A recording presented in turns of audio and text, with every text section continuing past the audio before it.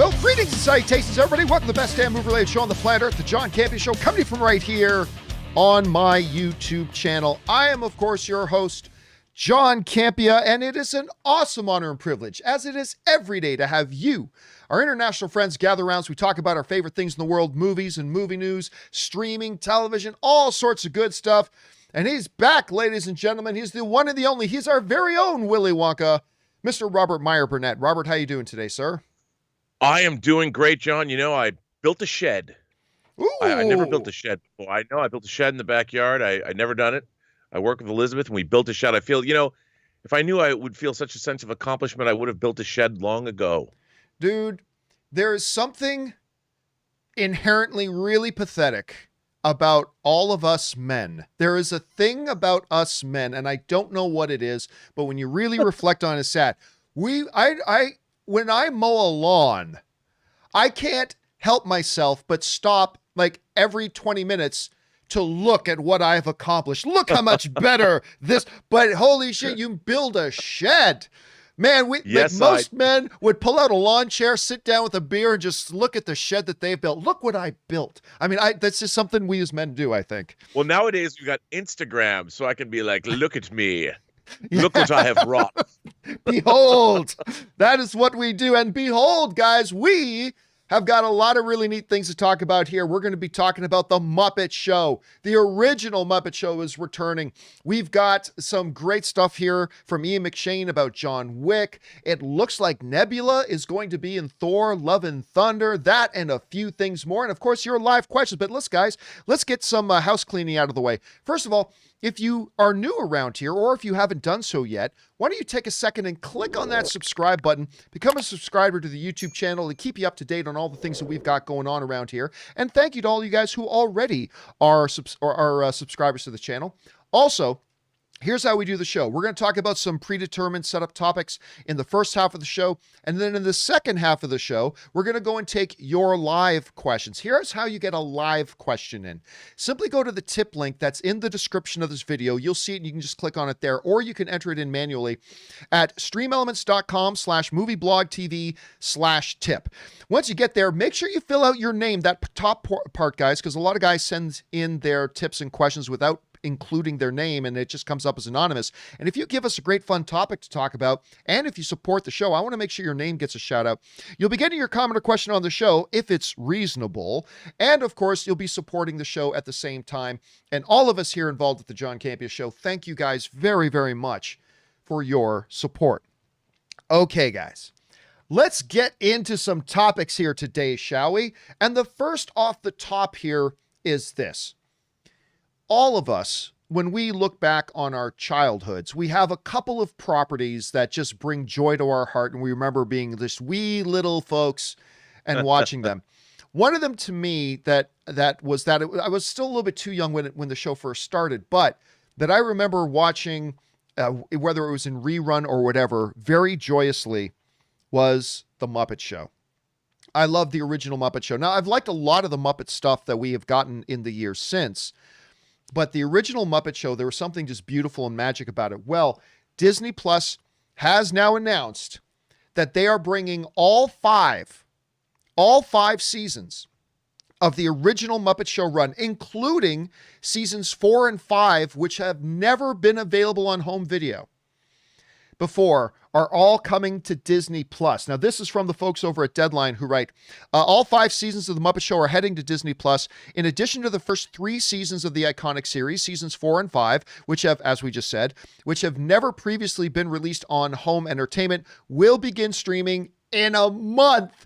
Streaming February 19th, you can watch a clip preview below. The Muppets are among the most recognizable characters in the Disney IP library.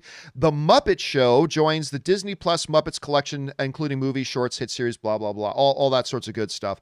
I am not going to lie to you. There's some news that comes out that is big news, and it's exciting to hear. But there's some news that just brings you joy. And my heart smiled, Rob, when I read this, that these original shows were all coming to Disney Plus. I'm not going to lie, my heart smiled. Obviously, when I was a kid, I look back and I remember the Star Wars episode they did when they had Mark Hamill on back in the day. They had Alice Cooper on the show. I mean, they had a real wide variety. They always made it fun. You know, it's time to play the music. It's time to light the lights. It's time to get things started on the Muppet Show tonight. And I'm not going to lie, guys. I'm actually pretty stoked about this. I'm very excited. Rob, you hear about this news. What are your thoughts? I mean, if there's one show that has nostalgia, like it drenched, you can't watch the Muppet Show and not be drenched in nostalgia for it. And I think it's great. You can, I wonder if they up-res them somehow to HD. You know, oh, that's a possibility. I think it was tape. It was shot on videotape, but it'd be cool if it was they up-resed it to like 2K. Favorite Muppet? What was your favorite Muppet? Gonzo. Oh, Gonzo was good. The chicken womanizer. Probably. He would never get away with the crap that he pulled back in the 70s. Let me tell you that. I mean, look, when I think of that, I think Dr. Bunsen and Beaker. I don't know why. I'm like, it doesn't matter how old you get. Hearing Beaker going, it's just, I don't care. It'll always make me split a gut. Obviously, Animal. I love, what was the name of the piano playing dog? I can't remember. Was it Roger? You guys in the live chat, do you remember the name of the piano playing dog? Because I always forget. Yeah, Swedish Chef. Ralph. Thank you, Casey McNatt. Yeah. And Justice and Third Turd and Colby and everybody in the live chat. Ralph. Yeah, Swedish Chef obviously was fantastic. I love this news. Pigs in Space. Pigs in Space, Rob. I want to see a Statler and Waldorf prequel series. Oh, like what did they do in their 20s? Dude, I want to see a Statler and Waldorf sequel series. I want to see what they're doing now that they're 105. I want to see their show now. I don't care. Anyway, guys, this to me is great news. What do you think about this news, about them bringing the Muppets, the original series, to Disney+? I personally think it's fantastic. What do you guys think about it? Jump on down into the comment section below and let us know your thoughts. Okay, guys. With that down, let's do one more off the top. And speaking about childhood nostalgia, maybe things even a little bit before our time, but one of the most cherished, celebrated properties out there is Willy Wonka, Charlie and the Chocolate Factory. Big thing, big deal. Gene Wilder's obvious big classic with the Oompa Loompas and whatever. That Tim Burton did another, iteration of it with Johnny Depp. Which actually, a lot of people don't like that one. And I'm not a big Tim Burton fan, but I really do like Tim Burton's Charlie and the Chocolate. Whatever. It's not as good as the original. Don't get me wrong. Well, listen, for a couple of years now, we have heard stories that Warner Brothers, go back to like 2016, 2017, somewhere around there. Stories began to come out that Warner Brothers was looking at doing a Willy Wonka prequel. So, I guess how Wonka became Wonka, how he developed his empire. I don't know what the story was going to be, but it was going to be a prequel to it before the events of Charlie and the Chocolate Factory. Well, wonder no more. It's actually happening, and they've even set a release date for it. They are doing it. Has been announced that Variety has now officially announced that they're moving forward with Wonka, and they've given it an official release date. And Black Bono Lala sends in a super chat badge in the live chat. Thanks for that, Black Bono. I appreciate that, man.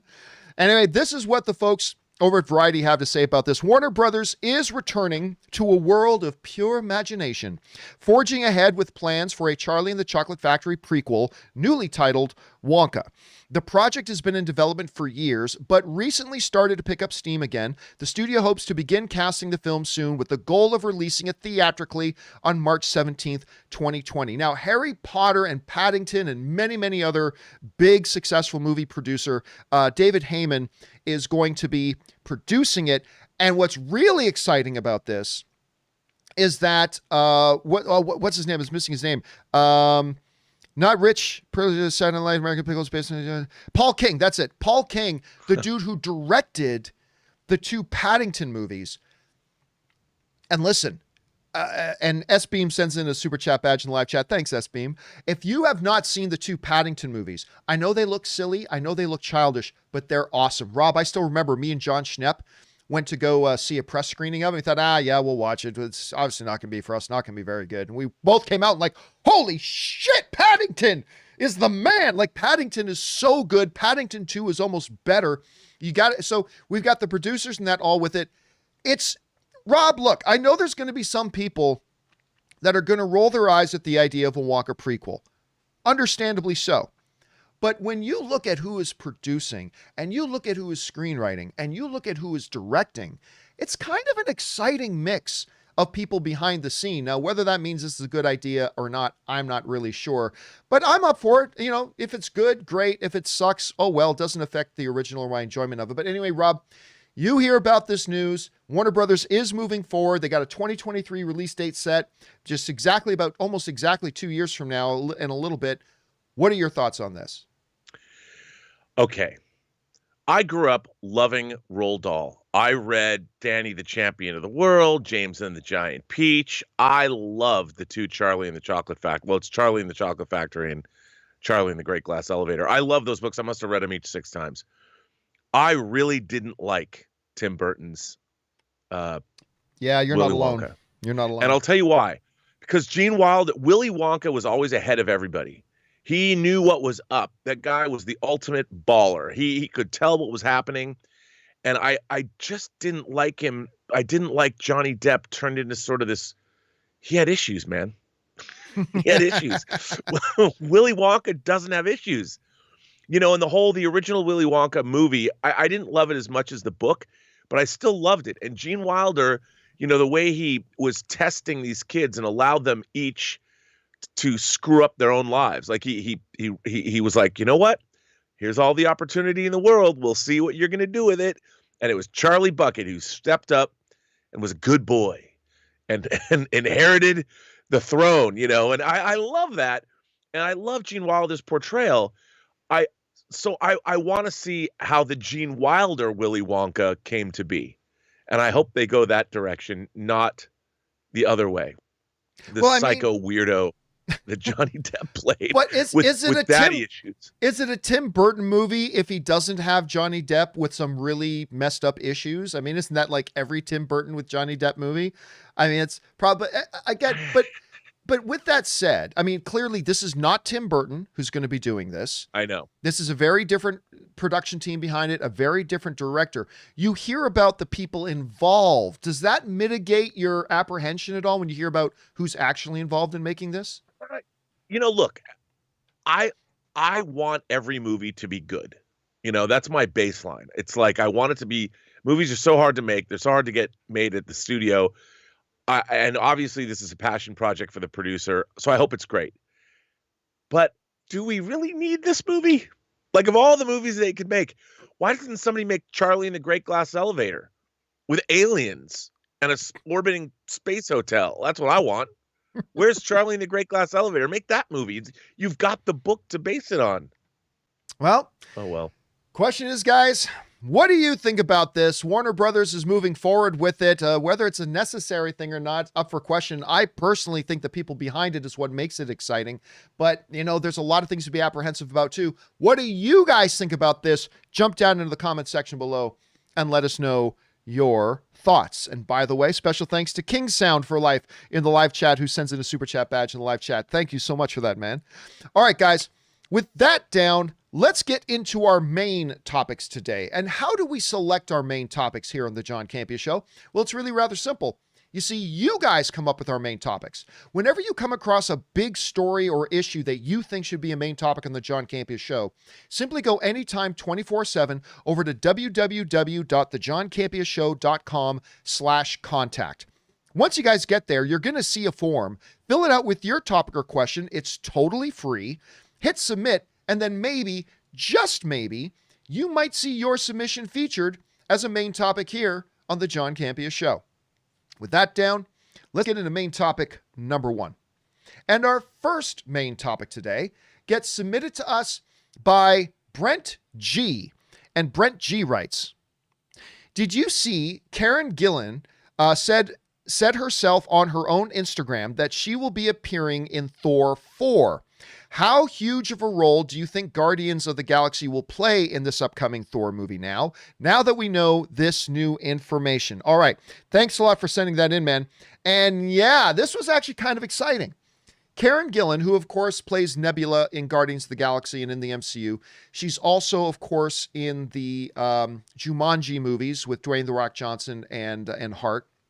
And she's fabulous. She's also apparently going to be doing she's going to be the main star of a Pirates of the Caribbean spinoff movie as well. So she's got a lot of stuff going on right now, which is, great for her.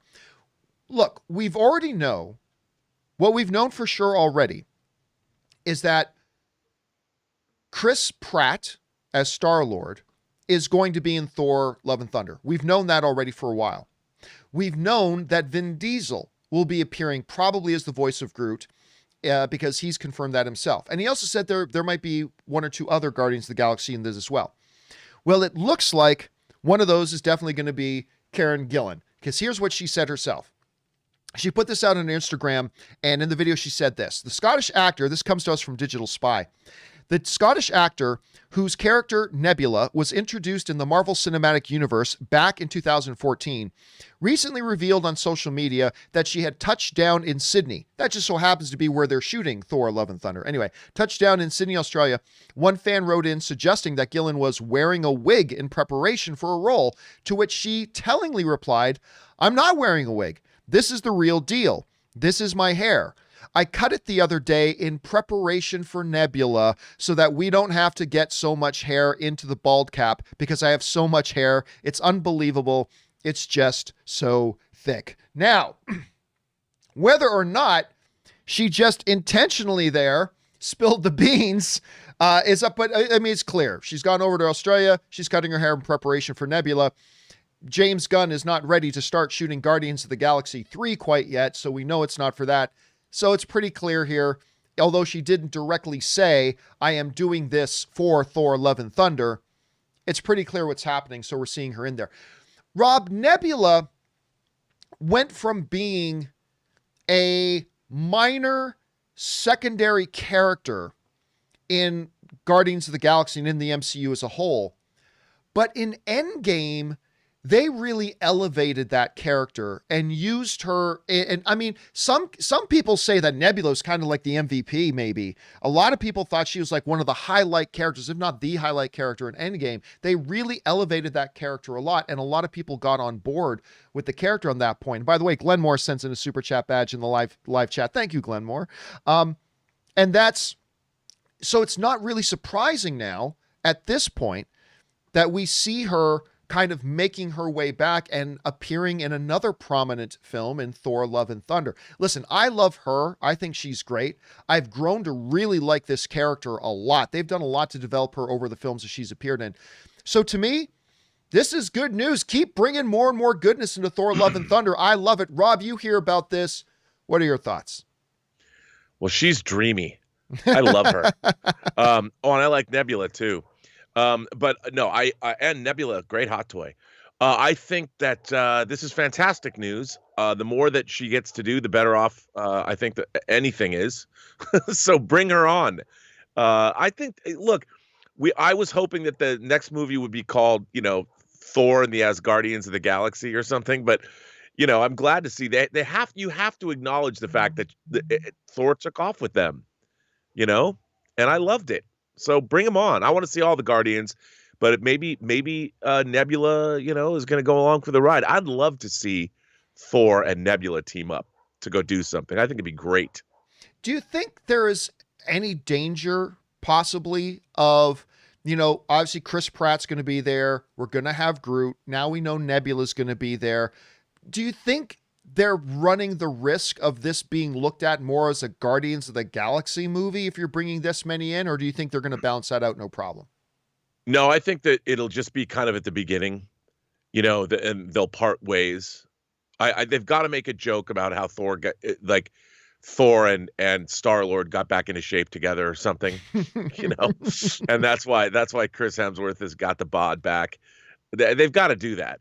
Or maybe they could open it the way they opened Guardians of the Galaxy 2, where they're on some big mission, and they stop that crazy monster in the beginning. Right. I mean, I would love to see Thor and the Guardians of the Galaxy, like, they're off. Somehow they've been called upon to save some, I don't know.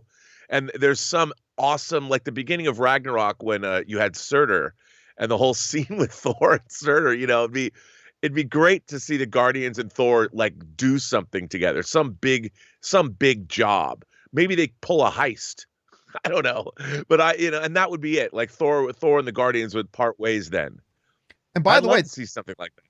This is on top of the news that came out the other day that Matt Damon is apparently going to be in Thor: Love and Thunder as well. Will he play just a minor little cameo like he did in the other Thor movie, or will he actually have a real role in this one? We'll have to see.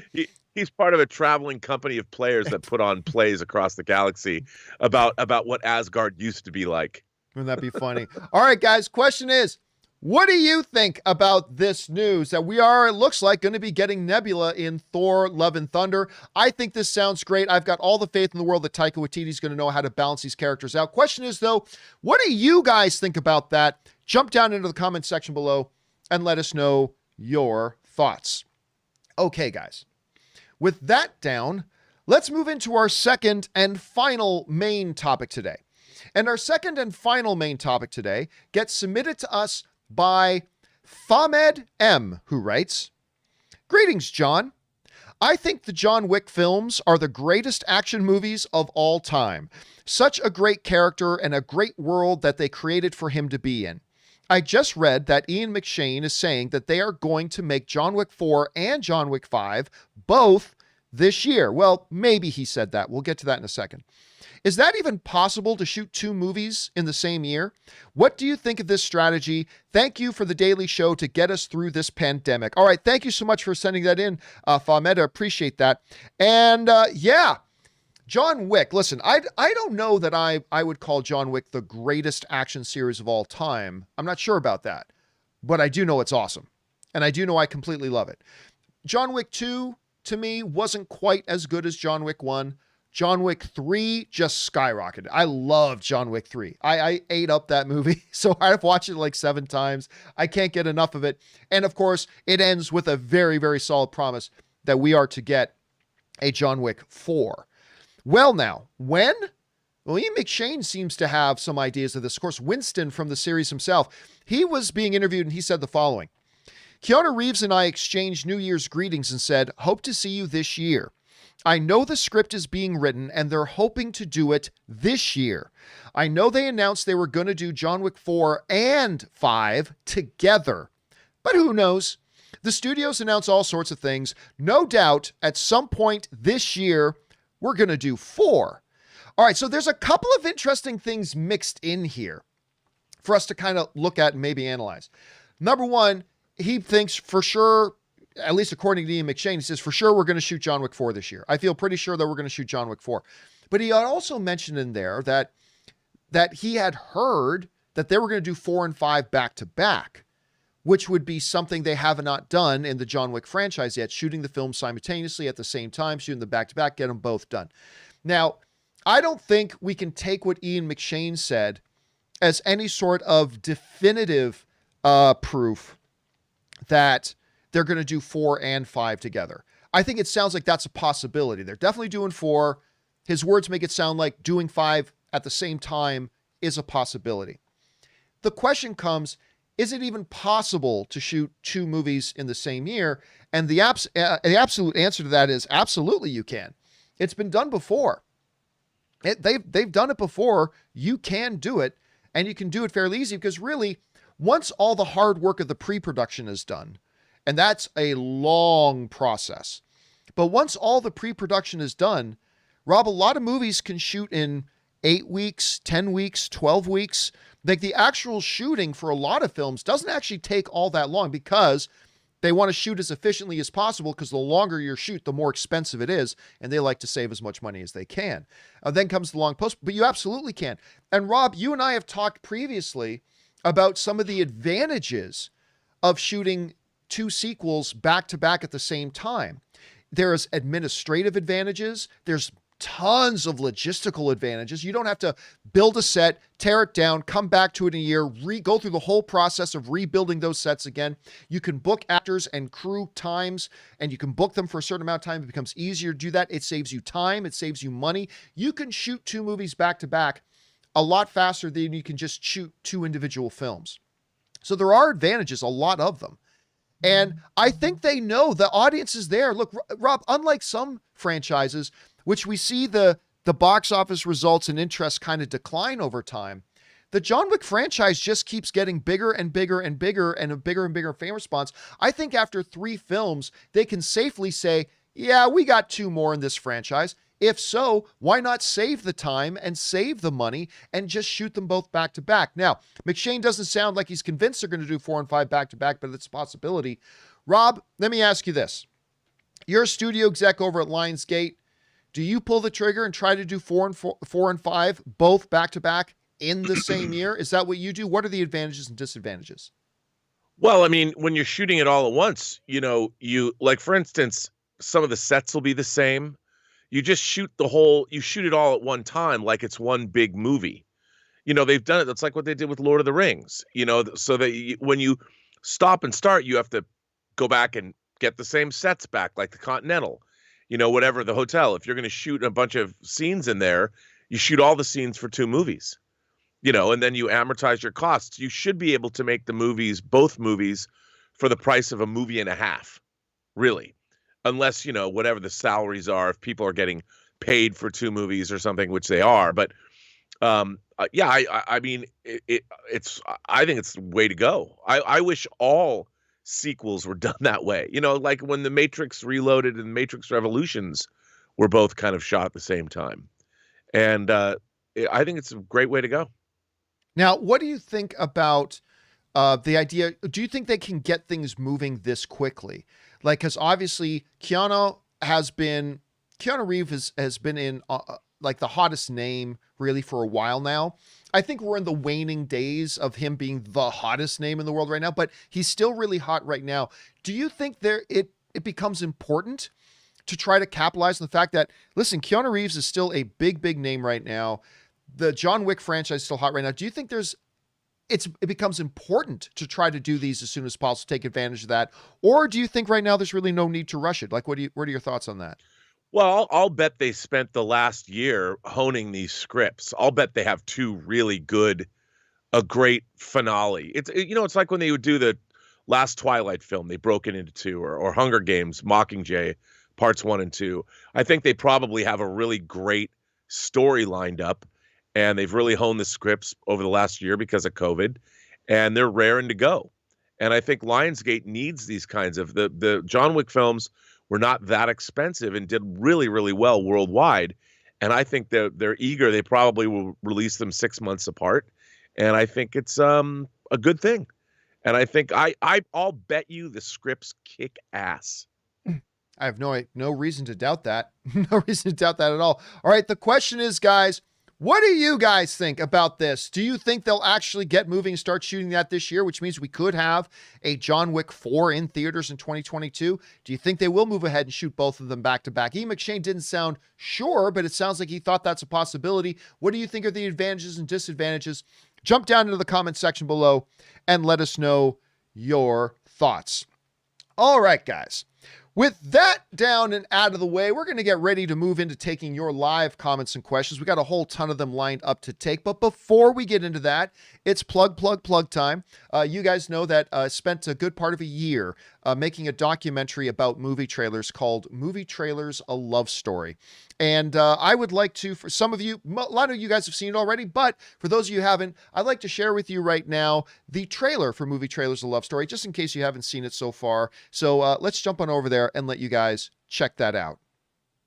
I am privileged to say a few words to you in this most modern and novel manner. The movie trailer's now well over 100 years old, most famously with John Miljan in the trailer for Al Jolson's The Jazz Singer. Its role is to convince an audience to come back into the cinema. The trailer is everything. to sell the movie. Sell the sizzle, not the steak. We're really feeding into the sizzle in that moment. It's the first look at a new film. We need to be a little more compelling from frame one. A guitar riff, a line of dialogue, something that gets us amped. It's a trick to get people to just tune in for 2 to 5, 10 minutes. When the music is synced to the action that's happening on the screen, when things are cut to the beat. The cover of a song. This is a trailer moment. It's about what your reaction to the trailer is. Sonic. I'm talking about Sonic here. Trailer debuts on Apple became a huge deal. The internet changed the game for the movie trailer. Oh, this trailer just dropped? Let me see if I like that. Part of the magic is seeing it with other people. Huddled around her phone. It's Robert Downey Jr. He became Tony Stark. Couldn't stop talking about it. Suddenly, every studio wanted their trailer in front of 6,000 people in Hall H. It's an extension of the trailer experience. Good on you. You should probably do this for a career. The music drops and bam, the action hits and there's Tom Cruise jumping and leaping off of buildings. Baby Driver trailer, for instance. It's like you're watching a mini movie. Beyond the darkness, beyond the human evolution, the wrath of Khan. Star Trek is on the big screen. That trailer for episode 1. It was a cultural event. But you're just experiencing this piece of art. They make you want to fall in love with the movie. Sit with us and feel like its own experience.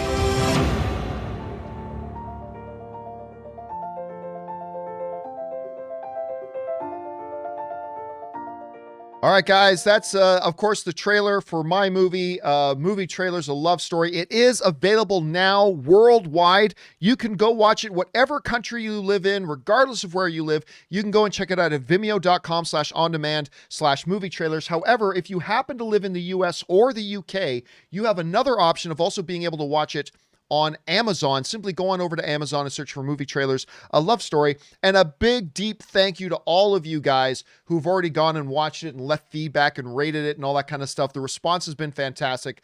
So thank you guys very, very much. Okay, guys, now let's get on over and start taking your live questions, shall we? We're going to get things started off here with Blake, who writes, "Hey, John and Rob.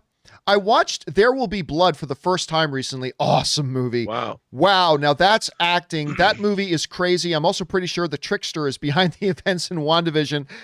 # supernatural. Cheers. That would be quite a crossover. But yeah, Rob, I've said for a long time, There Will Be Blood is a great movie. It's a great movie. I'm an oil man. But to me, it stands out because in my personal estimation, it's all subjective, that movie gave us the single greatest lead actor performance to me in any movie ever in history. When I think of it, I think Daniel Day-Lewis in There Will Be Blood is the greatest performance I have personally ever seen. From the beginning of that movie that starts with almost no dialogue and just acting it out right through to that final iconic scene about the milkshake and all that kind of stuff. This guy is just phenomenal. What do you think about when you think of There Will Be Blood? Dude. I'm right there with you. The movie is just, it's just a masterpiece, you know? And at the center of that masterpiece is a masterpiece of a performance. You cannot take your eyes off, was it Daniel Plainview? Is that his name? Yeah. That character, my God. I love that movie so much. I can't say enough good things It's about completely fantastic. Glad you had a chance to watch it, Blake. All right, next up, Chad Furlong writes, "Hey, John, big fan." Thank you so much, Chad.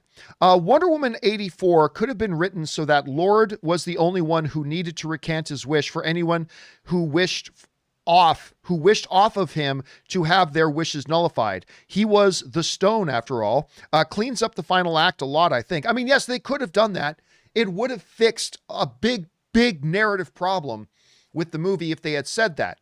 However, they also wanted to have this big moment where the goodness of humanity shows that if Wonder Woman can just reach out to the world, she can change the hearts of the world. That would have been worth giving up. It would have made far more narrative sense if all they needed to do was have Maxwell Lord say, "I renounce my wish," and that fixes everything. Of course, they didn't do that, and it created a whole lot of problems in the movie. So you're right about that, Chad. I completely agree. All right, next up. Adam Rose writes, "Hey, John, longtime listener since the AMC days. Thank you so much, Adam. And wanted to start by saying thank you for all you do. It's my honor. Thanks, dude. Second, I wanted to know where your level of excitement for The Batman was. Talented director, actors, writers, the great first trailer. Thoughts? Thanks. I seriously, Rob, you and I have talked about this. Look, there's no secret. I wanted Ben Affleck's Batman. Not just Ben playing it. I wanted the script that he wrote. I wanted him directing it. I think he's one of the best directors in the game right now. That's the one that I wanted. But if I can't have it, Matt Reeves directing Batman? Robert Pattinson, who has turned into one of those actors over the past 7 or 8 years that every big director is lining up to trying to work with. And that trailer was fantastic. I mean, it didn't really give us, it was just a first kind of taste, a first kind of tease, but I was eating it up. I love the tone of it, the feel of it. It felt great. Now, this movie may be a complete train wreck, but honestly, the only thing that would get me more excited about this Batman movie right now is if it was Ben Affleck actually involved. But since I can't have that, Matt Reeves, Rob Pattinson, all that is a great thing to fall back on. I am I'm not going to say it's my most excited movie of the next couple of years, but it's right up there. I'm very stoked for this. Rob, where are you at right now with this Batman film? Oh, dude, I can't wait. I mean, it's going to be great. You know, it's a different take. I'm always excited going into a new Batman, I don't know, era, call it. I'm really looking forward to it. That trailer we got, I thought looked great. I'm very excited. But like you know, I was so stoked to see a Batman versus Deathstroke the Terminator. Oh, I mean, I love Deathstroke. I was introduced to that character 40 years ago when I was reading New Teen Titans. And man, I've always loved him. And I loved, what's his name? Joe Manganiello, Mr. D&D himself. I mean, Dungeons and Dragons player. I wanted to see that. I wanted to see Batman and Terminator going toe to toe, like fighting with swords or some shit. I couldn't wait. And then it was not to be. Now, Joe, of course, runs the most famous Dungeons and Dragons game in the world. He's got his wife, Vera Farmiga. Who's his wife again? It's not Vera Farmiga. No, his wife is Sophia Viraga. Sophia Viraga. That's what I was thinking of. From Modern Family. So he's not doing too bad. He's not. No, he wins at life. He wins at life. And he set up, his wife let him set up their basement into this big Dungeons and Dragons. Can you imagine that conversation when he asks her, he goes, honey, I'd like to build a dungeon. And she's like, ooh, it's great. Well, it's hold great. Your horses, and a friend, honey. It's not that kind of dungeon. But like a ton of celebs go and play in that game. Like a ton of celebs go and play that game. And a friend of mine, Kyle Newman, who's I've had on the show here before, he's a regular in that game. Of course, he wrote the Dungeons and Dragons book, the history of Dungeons and Dragons book, Kyle did. So I'm like, what the hell do I play my D&D stuff. I play D&D. How the hell do I get an invitation to that game? I want to go. Just the table is amazing that he's got set up down there. All right, let's move on here. Taskmaster 503 writes, what's up? Hello, John. I've been wondering why people get mad that Superman, Batman, well, the DC heroes kill, yet in the MCU, most heroes have a high kill count.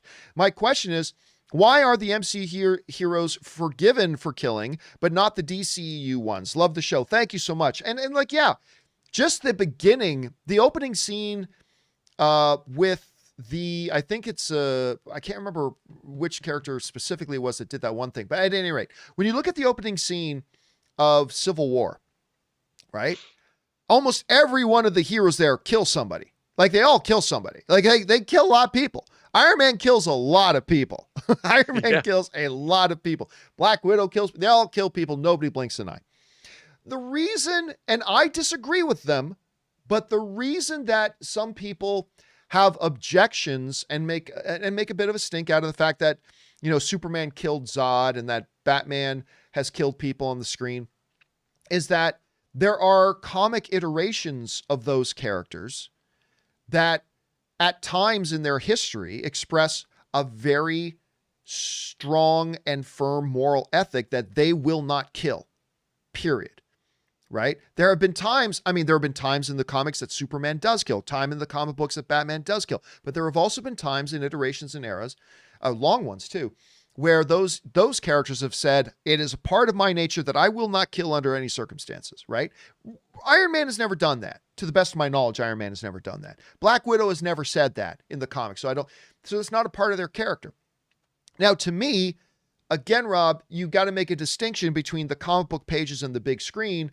But even if you don't make that distinction, there is precedent in the comic books and older animation, all that kind of stuff that Superman and Batman have killed. Therefore, I think it is a creative license that the filmmakers can take. So I take no issue with the fact that when faced with the option in Man of Steel, that Superman either had to break Zod's neck or allow the entire population of the planet Earth to be committed to an extreme genocide and wiped out of existence. Those are the only two choices he had. There was, he could have done a third thing. No, Zack Snyder set it up very clearly. There was no third option for Superman in that moment. No. He had to either break Zod's neck, which he clearly did not want to do, or he had to let the entire human race go extinct.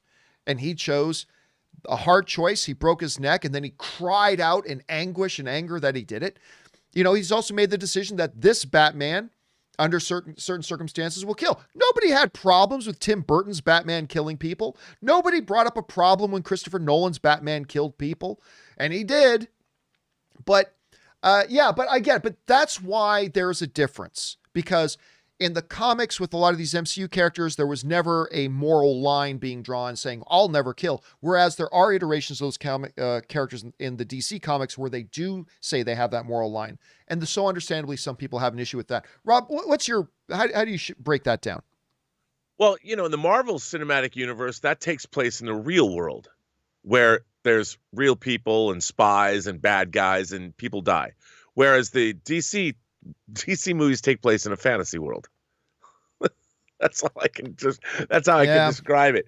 Because, I mean, look, you know, when you're going to a foreign country and there's bad actors, our characters, I mean, Captain America's a soldier. He fought in World War II. You know, if people are bad, you go kill them. And there's no, I don't think they want to kill, but when you're fighting Hydra and they've got weapons of super science, it's not like you can be like, okay, we're going to apprehend you now, and we'd prefer you don't use deadly force, so we won't. No, you're fighting against people that will take your life, and that's how the world works. This idea that I've never understood this idea that Superman and Batman aren't supposed to kill. Like, in what universe could that ever be possible? Like you pointed out, people have been talking to me about Man of Steel. Well, Superman is not supposed to kill. Like, why? Like, why not? What would you have him do? Put Zod in jail on the moon? How's that going to work? Zod's as powerful as Superman. There's nothing you can do. He's either dead or not. You can't like put him somewhere. Let's put him in super jail. That's not going to work. So what I want to do is what I would really want to do is encourage a lot of people, because I already see people in our own live chat saying, wait a minute, when did Nolan's Batman kill? A number of times. I want to recommend this video for you guys to go and watch. Mr. Sunday Movies put together a fabulous video a number of years ago called the Batman Movie Kill Count that basically runs through, including the Burton movies and everything, when Batman does kill, including in the Nolan films. So I would recommend you guys go and check that out. It's really, I've referenced this video a few times. It's really a good one to go and see. So I would recommend that. Okay, let's move on here. Next up, that was Taskmaster. Next one up is Tiberius, who writes, hey, John and gang. Wife and I watched your documentary and enjoyed it. Thank you so much, Tiberius. I appreciate that, man. It combined two of my favorite things, history and film. Also motivated me to get off my butt and do something. Since middle school, a bunch of friends and I have played football, and we are now in our 50s with most of the games played on film.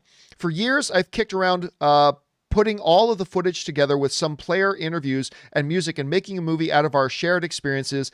It's time to get off my ass and do it. Have no idea what I'm doing or how to do it, but I'm going to start. Thanks, John. That is awesome to hear, Tiberius. And seriously, when I made my first movie, you think I was an expert? No. Rob, you and I talked about this yesterday on your 600th episode of Observations a bit. It's like 99% of the battle is just getting off your ass and starting it. Don't let, I don't know what I'm doing, be your excuse. Guess what? You're never going to know what you're doing unless you just start doing something. And I think that project sounds great. Rob, what would you say to people like Tiberius who want to do something like putting a project like this together, but maybe are kind of intimidated to do it? What would your advice to them be? Do it. Do it. I mean, there's no reason why you shouldn't. I mean, the funny, I think that there's this conception that people might have that you suddenly have to prepare and like take classes or learn. And I'm like, no, just jump in, man. Just if you've got footage, start putting it together. Once you start editing, like, you know how it is, John, you start cutting something, you put one image next to another image, you maybe cut a montage, suddenly you're off to the races like, wow, this is really cool. And I am a huge proponent of going out and doing it and learning as you go. Love it. And by the way, not that we're saying that taking courses and doing all this stuff is a bad way to start. Oh, no, that's great if you could, but do that then. Just like do something, Right. Start shooting, take that class. Don't talk about taking the class or getting online and learning this thing or just picking up a camera. Just do it and get moving. And then you'll find it becomes, I made up a word yesterday. It starts to seem a lot more accomplishable when you actually start doing it. So good words, Robert. All right, next up, we've got Aaron E. who writes, "Hey, John, I saw that Liam Neeson is retiring from action movies." Yeah, we talked about this on yesterday's show. "I want to know what your favorite Liam Neeson action movie is other than the first Taken. Mine is Phantom Menace." I don't really count that per se, but the only thing cooler than Liam wielding a lightsaber would be Keanu having one. Yeah, Rob, we talked about this on yesterday's show about Liam Neeson is saying, like, look, I think he's 68 now. He's going to be 69 later this year. And he said, he was telling the story, he goes, I'm shooting an action film right now, and I've had this action scene with this 25-year-old actor, and we were done, and I was gasping for air, and it didn't cost him anything. And he says, it's coming time for me to end this. I think I would say, I mean, Rob Roy is incredible. There's action in Rob Roy, but it's more drama than anything else. Boy, I love that one. What is the name of the film he does with the wolves? That came out like The Gray. The Gray. Oh, I love The Gray. Then again, is that an action film? I kind of consider it that. The trailer for Joe Carnahan's new movie, Boss Level, dropped today. Oh, did that finally come out? They've been talking about, wasn't Frank Grillo in that? Yeah. It looks crazy. I can't wait to see it. I think it looks like Groundhog Day meets something else. I think we were still at AMC when we first broke the story that they were going to try to make that movie. That's how long they've been trying to get that one made. But yeah, I mean, Liam Neeson ending his run. I mean, he's still going to be acting. He's just realized, hey, I'm going to be 69, and he's not like a Schwarzenegger or a Stallone who's kept this ridiculous physique for that long. But I tell you, Rob, I don't know if you've ever met Liam Neeson in person. I've had the opportunity to meet him a couple times. He is a big, intimidating presence. He's a really big man, an intimidating looking dude. Okay. Anyway, thanks for that, Aaron. Next up, we've got Island Boy who writes, "John, Thomas Edward Patrick Brady Jr., my Bucks just won, and I'm on such a high. This has been such a fun year as a Tampa Bay Buccaneers fan, or as I call them, the Tampa Bay Gronkaneers. Thanks for lending us the GOAT for a few years. He has turned our franchise around in just one season. What cliff?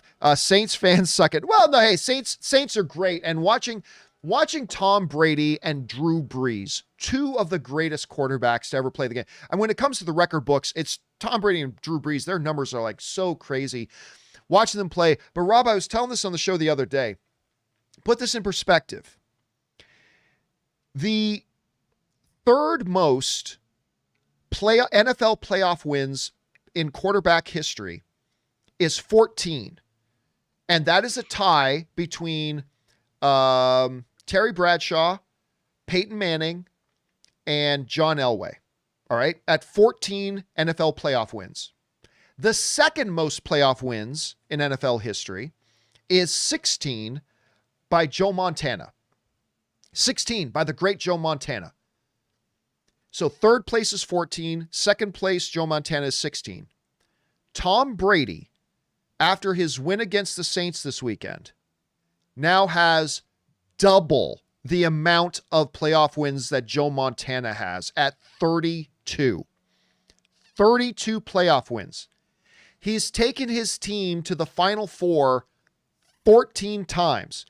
If he can get, I don't think the Bucs can beat the Green Bay Packers this coming weekend. I think the Packers win that game. But if by some miracle, Tom Brady and the Tampa Bay Buccaneers can beat the Green Bay Packers this coming weekend, which I don't think will happen, it will be the 10th time that Tom Brady takes a team to the Super Bowl.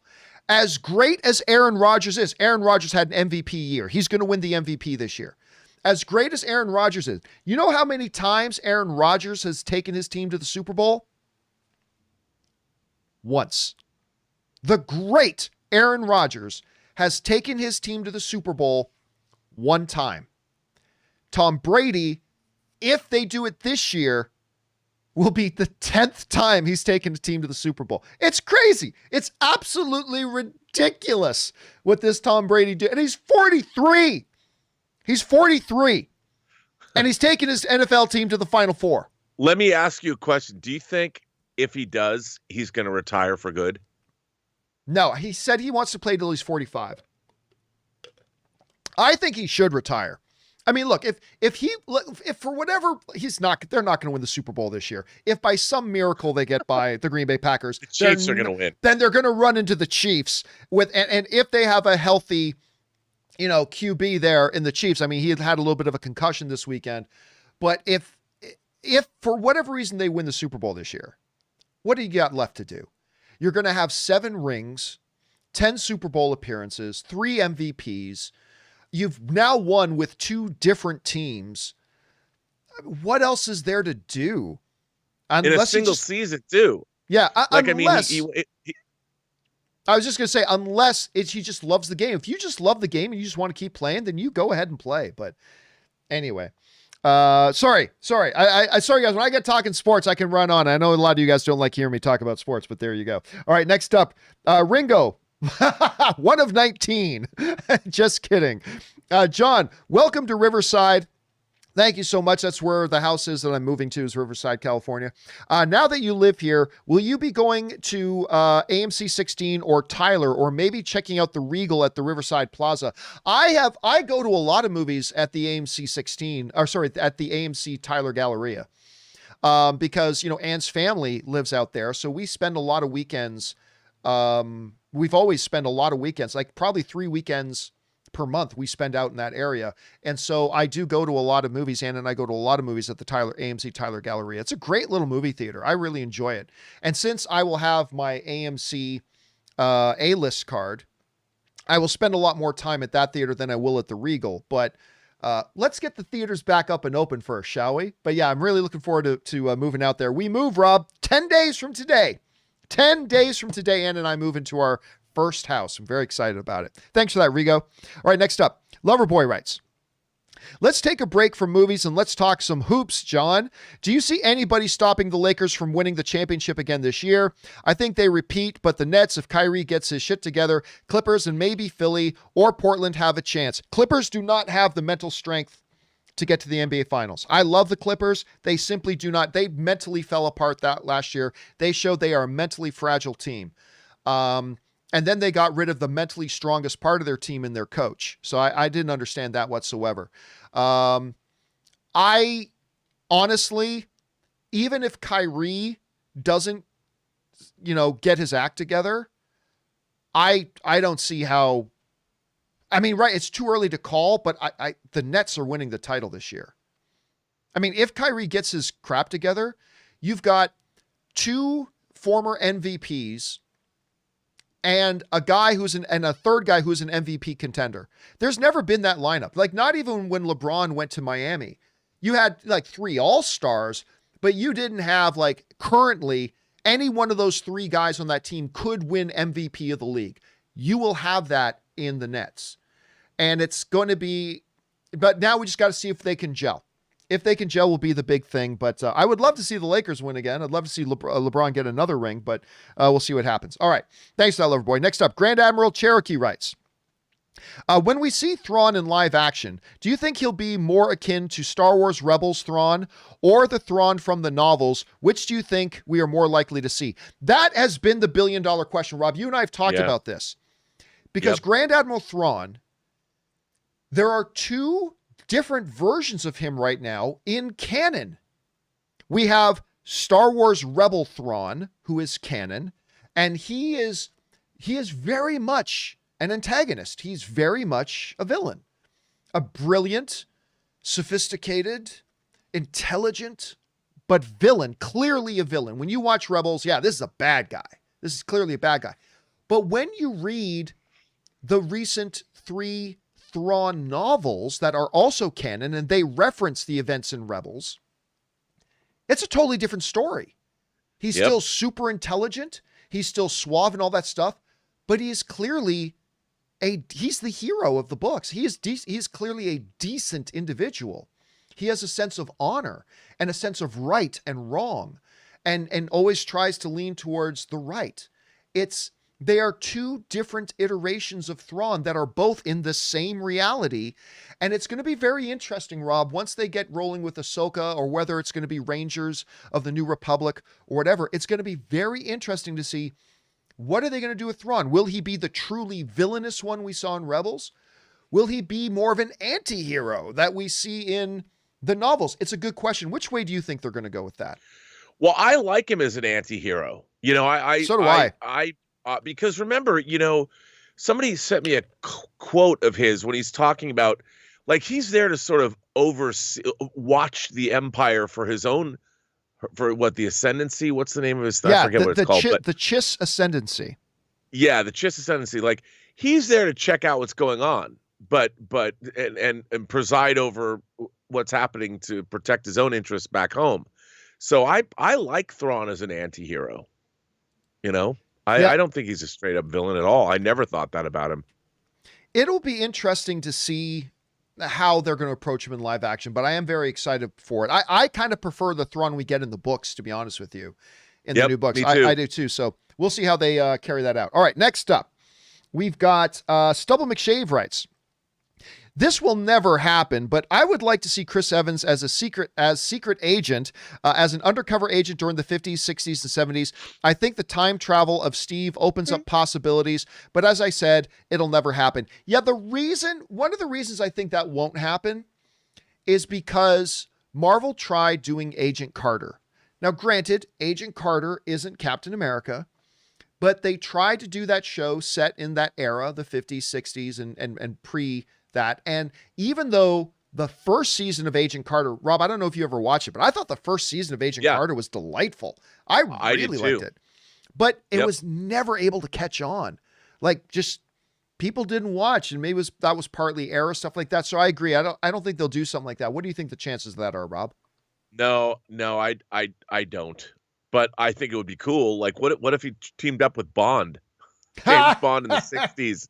You know, he was like the Felix Leiter, and Bond and Steve Rogers went out on some amazing adventure together. I'd love that. Cross those universes, man. Cross those universes. All right, next up, we've got Voditsa writes, John and Rob, if there, and he is, hello. We are 6 months away from Shang-Chi, and no promo has been released. Not a hint. I think they are seriously considering moving it, and certainly consider moving Black Widow. The question is to when or where. Thoughts? Here's the thing, Vadista. There is no reason right now. I'm not saying they won't move Shang-Chi. Let's be clear, but I'm not saying they won't. But right now, there's no reason to believe that they will. We have seen a very good trend in the last couple of years where movie studios are shortening their promo window. Because for a long time, like, a big movie's coming, put out the first trailer a year before it comes out. And they've realized that's wasted money. Any hype, bump, buzz you create with the trailer that's 10 months away from when the movie's coming out just dissipates and disappears. Great, you got some great buzz on the film 10 months ago. The buzz dies. And you just got to start again later on. A movie that doesn't have any promotion that's still 6 months, half a year away, that's nothing to even think about. It's nothing to even remotely think about. Once you get to 3 months away, then you can start raising your eyebrow. Like, if a big movie is 3 months away and they still haven't put out any promotion for it, then you go, wait a minute, what's going on? 6 months away? No, that doesn't mean that movies can't promote 6 months out. They can, and some do. But there's absolutely nothing to be slightly worried about yet for a movie that hasn't started promoting that's still a half a year away. Now, that said, Rob, you and I both kind of think they're going to have to bump Black Widow again. It's just they've got it scheduled to come out just a little bit too early, I think. It's possible it could come out when it does, but you got to give a chance for these vaccinations to get made well run out. I think they're going to move Black Widow, and I think they'll move it by like 2 months. I honestly, I see them moving it by like 8 weeks, maybe 10 weeks. I don't see them bumping it like another 6 months or anything. But as of right now, I would put $5, not 10 bucks, but I would put $5 that Shang-Chi keeps its release date. That's how I'm kind of feeling about it right now. What do you think? You know, the Eternals was supposed to come out this past holiday season, like in November, and we've never seen anything about that either. You know, and so I mean, the Marvel Cinematic Universe, I think it's probably all going to get pushed a bit again, but who knows? I wouldn't be surprised. I don't want it to be. I want to see these movies. I really want to see. I want to see any movie at this point. Yeah, any movie would be good. I'm just saying. I think if they are able to bump, because honestly, I think in May I think a May release date for Black Widow, which is where it's sitting right now, is close. It's close. I think they can bump it like another 8 weeks. And if they do, that's a big if. I think you can bump it 8 weeks without really disturbing much else of the. There's probably 1 or 2 things you'll have to move also and adjust, but I think you can move Black Widow 8 weeks and really not have to mess with too much of the rest of the release schedule. But again, the situation changes every day, right? So it could look, this whole situation could look very different a month from now. I mean, today was the first day in a while, Rob, where I saw a headline of the spiking pandemic is actually starting to go down. It's the first time in like months I've seen that. So but that could all go away tomorrow, or it could all get better tomorrow. We'll have to wait and see. Anyway, it's a great question, man. And that's the $1 billion question right now, Vaudista. All right, next up, we got Tristan Thorpe, who writes, while I'm conflicted about hearing Evans coming back as Cap, I can't complain because it seems he's going to be in the vein of Tony in Spider-Man Homecoming. Plus, he's my favorite MCU character, so it's a win either way. Completely agree. Look, they're not bringing him back for a Captain America 4. He's going to come back in larger movies, much like they've used Tony. You know, we never did get Iron Man 4, so we just got a lot of Tony as a player in other films. Now, whether that new film that it comes back in is going to be Doctor Strange, whether it's going to be Black Panther 2. Rob, I'll tell you a theory somebody wrote in yesterday for Black Panther 2. And at first I guffawed at it. Like, what do you think about bringing back Cap in 2? Because Cap's still around and T'Challa's not there because of the snap. They suggested doing a Black Panther 2 set during the 5-year gap between Infinity War and Endgame. And I'm like, nah, blah, blah. But then I stopped and went, well, wait a minute. You don't even have to explain where T'Challa is because he got snapped. So he hasn't come back yet if you're in that 5-year period. And you don't have to worry about the Captain America. How do we undo what they did? It doesn't matter. Captain America is still around in the 5-year gap. So you can have, now that Wakanda is in a phase of its existence where it's trying to open itself up to the rest of the world more, they are now without their King T'Challa. And since we're trying to open ourselves up more to the world, let's bring in a consultant from the rest of the world. Who better than the close friend and ally to our former king, Captain America? Let's have him come in. And you don't make Captain America the main character of the movie. You make whoever's going to be the next, whoever's going to takes over the throne while T'Challa's gone. That's going to be your main character of the movie. But it actually solves a lot of problems. If you put Black Panther 2 in that 5-year snap, you don't have to explain T'Challa being gone because he snapped. You don't have to explain how Cap is back because he was still there. To me, it's not a bad idea. What do you think about that? I don't think it's a bad idea at all. I think it'd be really interesting. You know, I mean, and it sets up whatever they're going to do after that. I think it's really a good idea. But again, I don't know. Who knows what they're going to do? Yeah, they probably got something very, very different in mind. But either way, I'm sure they'll come up with something good. All right.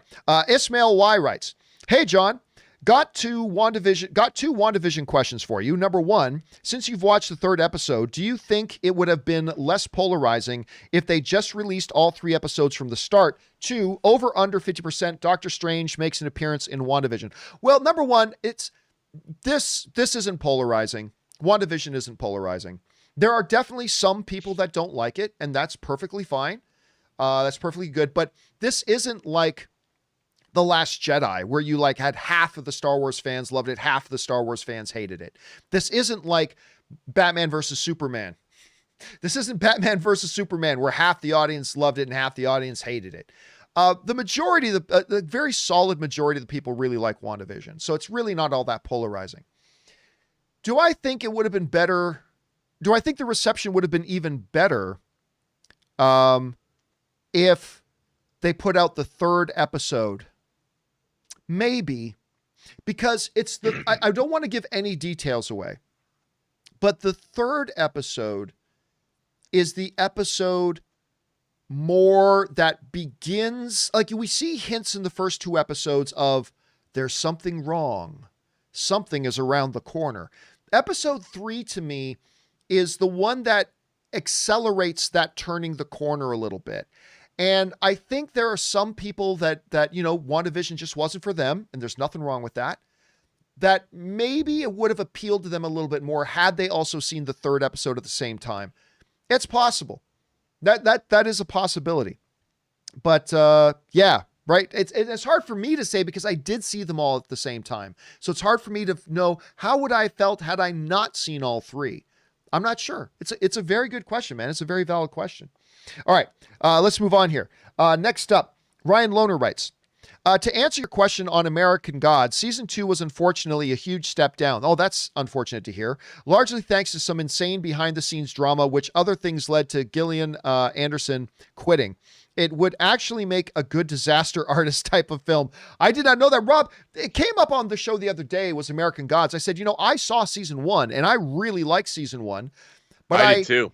And I can't remember what network it's supposed to be a part of. It's Stars or something, or Showtime, but I never did see season 2, and I never had it available to me. Now, somebody just pointed out to me the other day that it's actually available now on Amazon Prime, so I might have to go check that out, but I didn't know that. So you watched American Gods? Did you see season 2? I only watched the first season, and then Brian Fuller left. They wanted more money for the 2nd season, and then he left as a showrunner. I loved the first season of American Gods. I thought it was great. And I mean, they kept the same, cast, but well, other than Gillian Anderson left, but I mean, it was such a visionary show, and I just had no interest once Brian Fuller left. I think maybe isn't fair to it might not be fair to the show. I hadn't watched it since then. Well, it sounds like, they're saying here, it sounds like maybe it took a nosedive, but I have to give it a shot because I did like the first one so much, first season. I'll have to give it a shot here. All right. Shanghai Finn writes, 1 of 6. All right, here we go. Buckle in. Hey, John and Rob, if he's there, and he is. From Finland. Oh, thank you so much, man. Home of Jari Kurri, the great Finnish Edmonton Oiler. From Finland and working in Shanghai. Fan for about a year. First-time tipper. Thank you so much, man. I appreciate that. An outsider insider living in 2 very different countries. Some thoughts I wanted to share. Here in China, while far from normal, life has been relatively COVID-free since the summer, including cinemas, and been lucky to see 5 films on the big screen. Tenet, Mulan, Wonder Woman 84, wow. Soul, and nice, and a local war ep, the 800. Interesting to follow local reactions to the films. Mulan totally bombed at the cinema. People were often laughing at, not with the film. Whereas Soul was received very well. Strong word of mouth and more than double its box office the second weekend. That's cool to hear. That practically never happens in China. Local movie app highlighted it as the best of 2020. I'm sure Disney didn't expect an animation about African-American jazz pianists to do better in China than a film based on local folklore. Local films dominate, though. 800 was a big hit, making it the worldwide #1 of 2020. I see no reason to doubt the numbers, and is quite good. Not my favorite Chinese war film, though. City of Life and Death 2009 is amazing. Highly recommend. If you or Rob have seen it, would love to hear your thoughts on a very different note. My sincere condolences for the loss of your grandfather. Thank you so much. I appreciate that. I lost my grandfather to COVID. Couldn't attend the funeral, too. Difficult to go home right now. COVID control in China incredibly strict. Stay safe, everyone. Well, thank you so much for sending that in, Shanghai. And yeah, listen, it's funny because, Rob, I've actually got through Anne a couple of people that I know who are living not in Shanghai, but are living in China and in Hong Kong and other places like that. And it's so weird hearing from people and getting notes that, oh yeah, going to a movie tonight. It's like, wait, what? I know. What? It's like such a different experience. Now, listen, I have said on this show that I am dubious of box office numbers that come out of China. And maybe that's unfair. Like, I'll say that straight up. Maybe it's unfair that I do. But I do get a little bit dubious when I see some like astronomical numbers on certain movies that are Chinese movies come out of China. And I don't know. I take it with a grain of salt, and maybe I'll eat those words at some time. Again, I'm not sitting here making any proclamation that, the Chinese rigged the numbers in a Chinese box. I'm not saying that. I'm just saying I'd be dishonest if I didn't tell you I'm a little bit dubious about it. But that notwithstanding, the notion that there are people in this world who actually just today are going to go, if I feel like going to the movies tonight, I get to go to the movies tonight. Like Shanghai Finn is telling us about. I just cannot wait for that day. I cannot wait for, and I feel it getting closer. I feel it getting closer, Rob. That ability again to wake up in the morning and think, I'm going to a movie today, and just have that joy, that unmitigated joy. I so look forward to it. I mean, I think it's coming sooner rather than later. Like, I do think we're going to be back in the theaters again by June or July.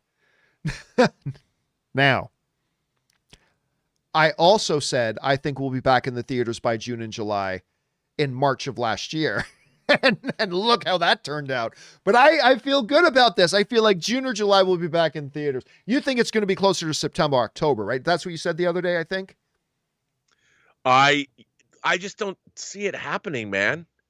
I mean, they're talking about now vaccine resistant strains of COVID. They found it in California now. And that's not good.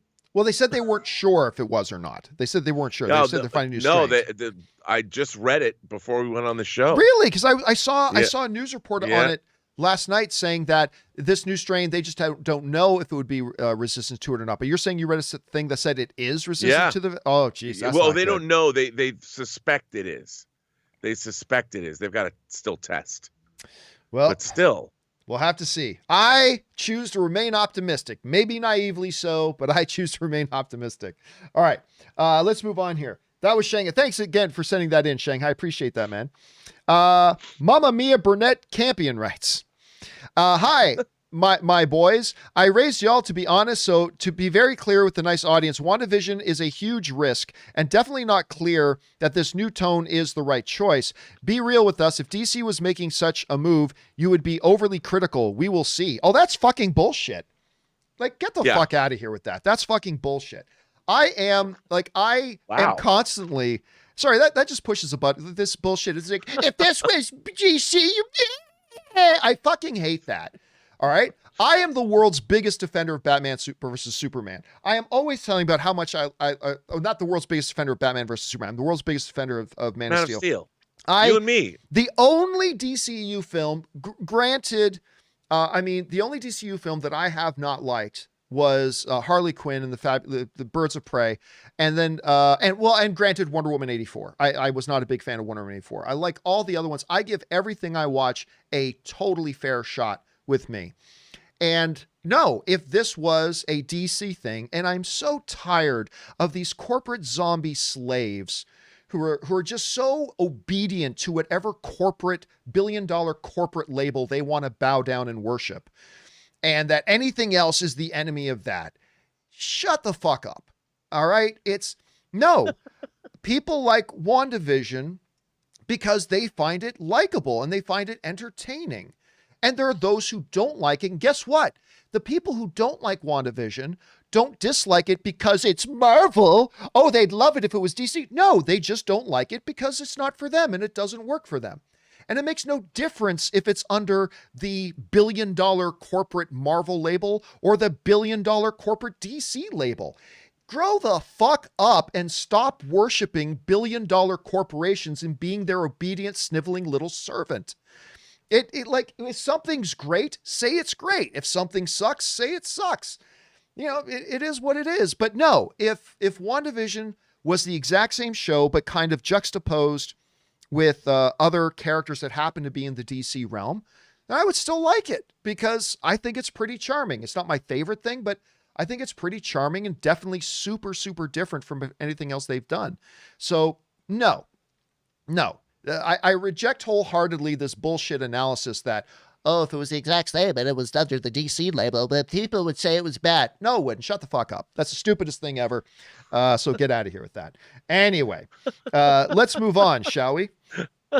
Okay, next up, Wakandan Forever writes, Mortal Kombat, Sub-Zero, Scorpion, Liu Kang, Sonya Blade, Kano, Johnny Cage, Shang Tsung, Goro, flawless victory, fatality, finish him, Mortal Kombat. Hey, I'm looking forward. Like, first of all, you know, the one thing that I'm very curious about Mortal Kombat, Rob, and I'm still waiting. I honestly thought we would have gotten a trailer by today, because they dropped a bunch of images in Entertainment Weekly. So I still say we're going to get a trailer this week, but we're Tuesday now and we still don't have it. I would have thought we would have it by now. But the thing I'm very, very curious of is, can they get anywhere close to the soundtrack of the original Mortal Kombat? Because the original Mortal Kombat soundtrack is one of my all-time favorite soundtracks. It's amazing. It's amazing, that first. I can listen to the whole CD, the whole thing. It's amazing. But I don't know. I'm still a little dubious about it because, again, first-time director and a first-time writer on the same film. Pictures looked fine, but it's hard to tell. Where are your expectations levels right now for Mortal Kombat? Not very high, John. but you know what? I want to see dudes just and chicks just beating the heck out of each other. I want to see fatalities. I want to see blood on the screen. I want to see graphic violence, and I want hardcore rock and techno. Yes, bring it on. I'll watch that. Are you kidding? I mean, you know what? You go into a Mortal Kombat, I want to see a great kick-ass. If I'm going to sit down and watch a Mortal Kombat movie, I want it to deliver the goods. And, you know, I think it can. I think it's these first-timers, right? These guys that hadn't made a film before, or the director hadn't. I think they've got something to prove, and I think that in itself means that we might get something kick-ass. I hope so. I'm going to go in with because, you know, if they can just deliver the stupid fun of the first movie, because the first Mortal Kombat's a bad film, but oh my God, I love it. Like, even though it's bad, if you can even just give me that, I will be perfectly happy. All right. Death Itself writes, one of two. In recent companion video, you were asked by someone, not me, what music album you would like. Oh yeah, I remember this. What music albums you would like to see turned into a movie? You likened it unto turning a pizza into a movie. On the surface, it doesn't really make sense. There are, however, some albums which an overall narrative story is being told. Christopher Lee's Metal Concept albums immediately jump to my mind. Or some of Glory Hammer's production, I can see those transformed into appealing on-screen adaptations. Yeah, and you're right about that. Like, so what happened was, somebody the other day asked me, John, if you could pick any album to be turned into a movie, what would it be? And I said, well, I said, to me, that's kind of like saying, John, what's your favorite pizza that you would like to see turned into a movie? And the pizza I would like to see turned into a movie is Pizza Hut's Meat Lovers Pizza. Now, it's probably one of my favorite pizzas of all time. That being said, I like it. But you are right. And I thought about this afterwards. There are some albums that have been made that are kind of like a narrative story that you could do that with.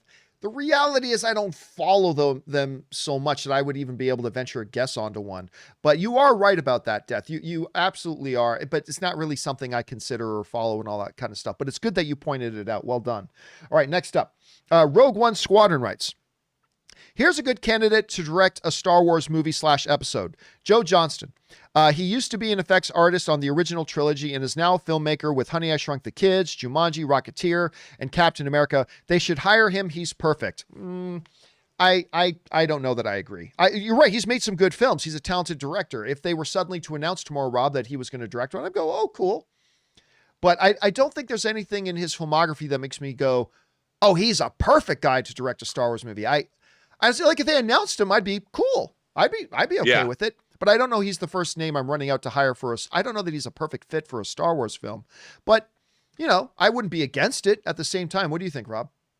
I absolutely. I mean, I like Captain America: The First Avenger quite a bit. I love it. Yeah, I love it. I think it's really underrated. The Rocketeer, you know, and he directed Jurassic Park 3.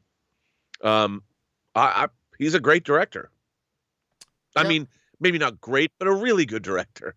Yeah, that's why hey, listen, if they said he was going to do one, I'd be down for it. Certainly wouldn't be against it, but I don't know if he's the guy I would think of as being the perfect guy to do a Star Wars movie. I'm not sure about that, but that's just me. Good recommendation, though. Russell Amador writes, hey, John, I know it was recent in the news that the news broke of Chris Evans returning to the MCU, so that would kind of rule him out of Doctor Strange, right? Since the script is done and they currently shooting, but what are the chances the news just broke late and he is in it? Oh, listen, we've talked before on this show about a lot of times that we hear about a casting or a director hire. The reality is, a lot of times, that happened months before we ever heard about it, right? Like when the news of Ben Affleck's casting of Batman came out, he had actually agreed, they had already agreed for him to play Batman. What was it? 4 months earlier, 4 or 5 months earlier, something like that. So yes, there is absolutely a possibility here that Chris Evans had already signed the deal and all this kind of stuff, even though, you know, Deadline is just finding out about it now through whatever their sources are, that could have been in the works for months, probably has been in the works for months. So it is a possibility. I don't see Doctor Strange being the one that he's in. It's totally possible though. But yeah, I would say the possibility that he'd already actually signed a long time ago is a totally valid possibility, Russell. That's a good observation. All right, next up. Rogue Squadron 1. I forgot to mention that Joe Johnston is the father of Boba Fett. He designed him. He could direct the book of Boba Fett and come full circle. He wanted to make the movie before Disney bought Star Wars. What do you think? I think probably whatever he would have had in mind for Boba Fett would be different from what Jon Favreau has in mind for Boba Fett. It's in new hands now. It's a different story now. Again, I'll reiterate, if they announce tomorrow that he was hired to do it, I would have no objection, none at all. But I don't see any need that it's got to be him or somehow he's perfect for it. And again, this is a different Boba Fett now than the one we had before in many ways. Jon Favreau's kind of put his fingerprint on it. And so I think you're going to see Robert Rodriguez really direct a lot of Boba Fett. But I don't know, Rob, what are your thoughts on that? I completely agree. I really think that if we get like an El Mariachi style Boba Fett, I'm in, dude. I can't wait. I'm very excited about all this. I think all these Star Wars shows are going to be neat. I can't wait. All right. Next up, we've got Miguel Zayn writes, just saw One Night in Miami the other day. I queued it up to watch it the other day and something came up and I couldn't watch it. I know. I got to watch this thing soon. I'm dying to see it. I just saw One Night in Miami the other day, and I got to say, for a directorial debut for Regina King, who I love Regina King, it's impressive. I feel like she capitalized on what she knows about film, acting, obviously, by blocking and bringing out actors' best. Thoughts on it if you've seen it? I have not seen it. I've heard nothing but good things about it, Rob. And from the moment I heard about the concept, about one night where these 4 iconic people get together, and because I've been a fan of Regina King for so long, I'm totally intrigued by seeing her directorial debut. But I just haven't. I mean, first of all, it came out, and then I found out like 2 days after it came out that it was actually out now. I'm like, oh, really? Like when stuff comes out on TV, it's hard to keep track of when it actually gets released, unlike when it's in theaters. And then I just haven't had the chance to sit down and watch it yet, but I very much want to. Rob, you haven't had a chance to see it yourself. Are you hearing anything about it? Have you talked to people who have seen it? I've just read how good it is, but I haven't talked to anybody who's actually watched it. Right. So, I've talked to a couple people who've watched it. They liked it a lot. Yeah. Yeah. I mean, I've only read good things about it. And like you said, Regina King, man, I've loved her for so long, all the way back to like Jerry Maguire and even before that. And she was great in the Watchmen TV series. She was nominated for an Emmy for that, wasn't she? Yeah, I think she was. And the fact that she's directing now, I mean, in my mind, she can do no wrong. So I can't wait. All right, next up, we've got Chris Douglas, who writes, been a huge Smallville fan as I was giddy every second watching Tom and Erica reprise their roles during CW's Crisis on Infinite Earths. I admit most of the cameos were purely fan service, and the crossover was a bit disappointing, but selfishly, I loved this piece of fan service. I totally get it. Now, one of the things that really frustrated me about the Crisis, because I looked forward every year to the Arrowverse crossover event. Every year, I would look forward to it. The Crisis on Earth X, I think, was my favorite one. But yeah, me too. It was great. And so I was really looking forward to Crisis on Infinite Earths because I loved all the previous ones. But yeah, it felt so sloppy. And they just, like, almost everything they would do in all the other crossovers was always for a reason. They always had a reason to do it, right? Narratively, they had a reason. And I felt like a lot of the stuff they did in Crisis on Infinite Earths was just like, look, guys, remember this guy? And then gone. Yeah. And then but I totally know what you're talking about, Chris, because I feel the same way about the Lucifer cameo. Like, the Lucifer cameo at the end of the day was utterly pointless. It didn't need to be there. But John, they found out from Lucifer that, yeah, but they could have found that out any way they wanted to. They could have written anything for him to find that out. Really, Lucifer didn't need to be there. It was just, look, everybody, it's Tom Ellis as Lucifer. Remember him? But I loved it, even though it was pointless. I loved seeing Lucifer for just a moment, interacting with some characters in the CW thing. So that was fun. So I totally get your love of that moment for sure, especially if you loved Smallville like that so much. By the way, speaking of Lucifer, Tom Welling was like an entire season's main antagonist as Cain. He played Cain, and he was great in Lucifer playing Cain. I love that season. And Rob, I think you were a little bit disappointed with it too. And by the way, Iconic Reactions sent in a super chat badge in the live chat stream there. Thank you for that, Iconic Reactions. Appreciate that, man.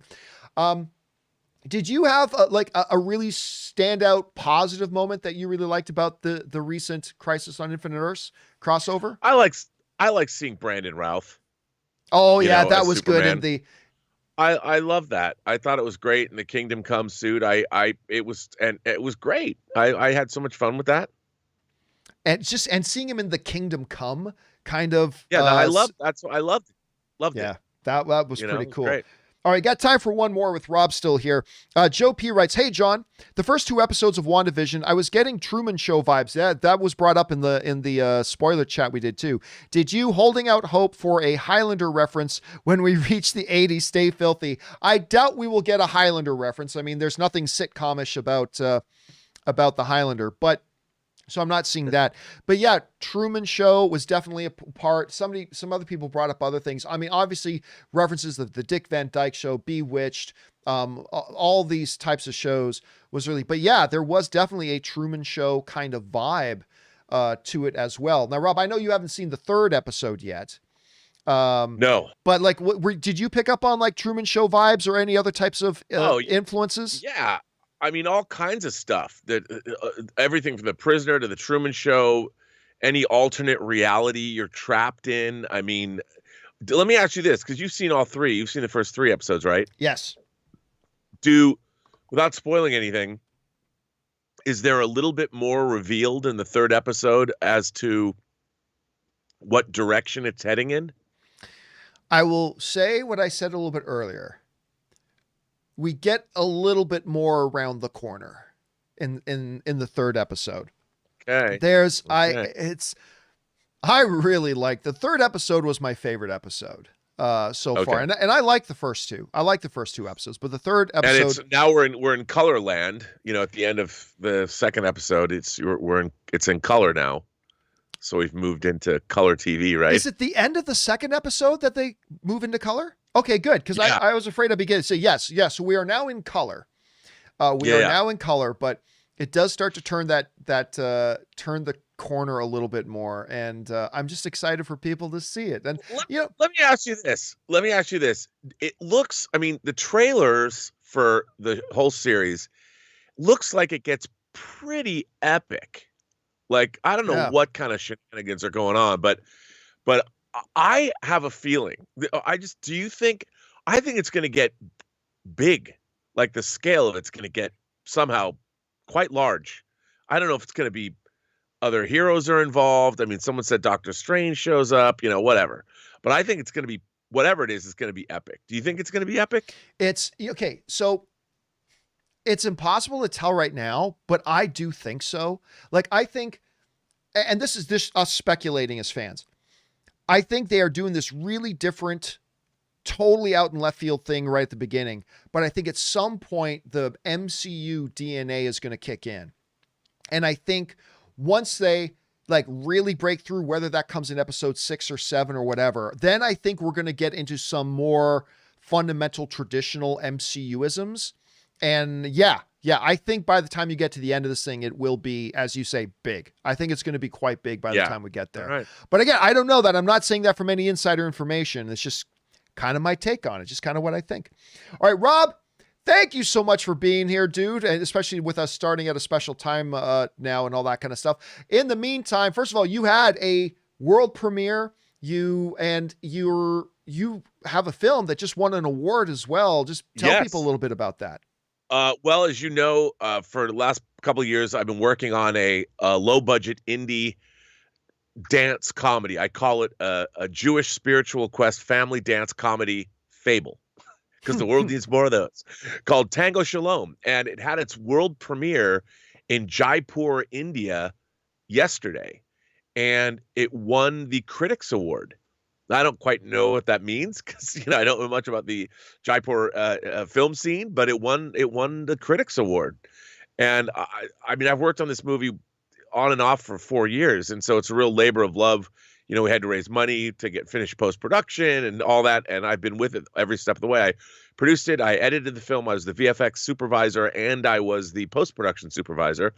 And it's a real labor of love for everybody involved. And to have it go to India and win an award was unbelievable to me. I'm blown away.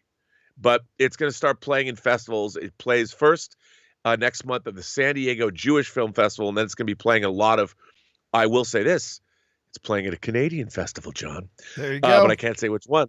So it's been great. I mean, it's really gratifying to see this little tiny movie delight people, and it's going to be playing everywhere. So look for it. Tango Shalom. Okay. I don't know if this is the right audience for it, but I think the trailer looked amazing. But as you stand back now, what is the greater accomplishment? Tango Shalom or building your shed? Which one gives you the bigger sense of pride? Well, I got to tell you, when you make a movie, it's not tangible, really. I mean, it just exists as data. And when you have a shed, man, I can go out and open and close the doors of that shed. You can put crap in it. I can watch Mr. Squirrel, scamper across the top of it in the morning as I drink my coffee. So it's a toss-up, John. It's a toss-up. Well, listen, congrats on that, dude, like so much. And of course, you hit Robservations, your show hit 600 episodes. Congrats on that as well. And thanks for being here, Rob. And we will talk to you again tomorrow, my friend. Have a good one, man. Yes, sir. I will see you then. All right, guys, that's the one, the only Mr. Robert Meyer Burnett, and bringing his glory and goodness to the show. We still got about 25 minutes or so to keep going through your questions, so let's keep on rolling, shall we? Next one up comes us from Joe. Oh, that was Joe P. Next up is Mischievous Gremlin. And Mischievous Gremlin writes, "Hey, John, hope your weekend went well. It did go well. Thank you so much. I was looking at the set photos for Spider-Man 3.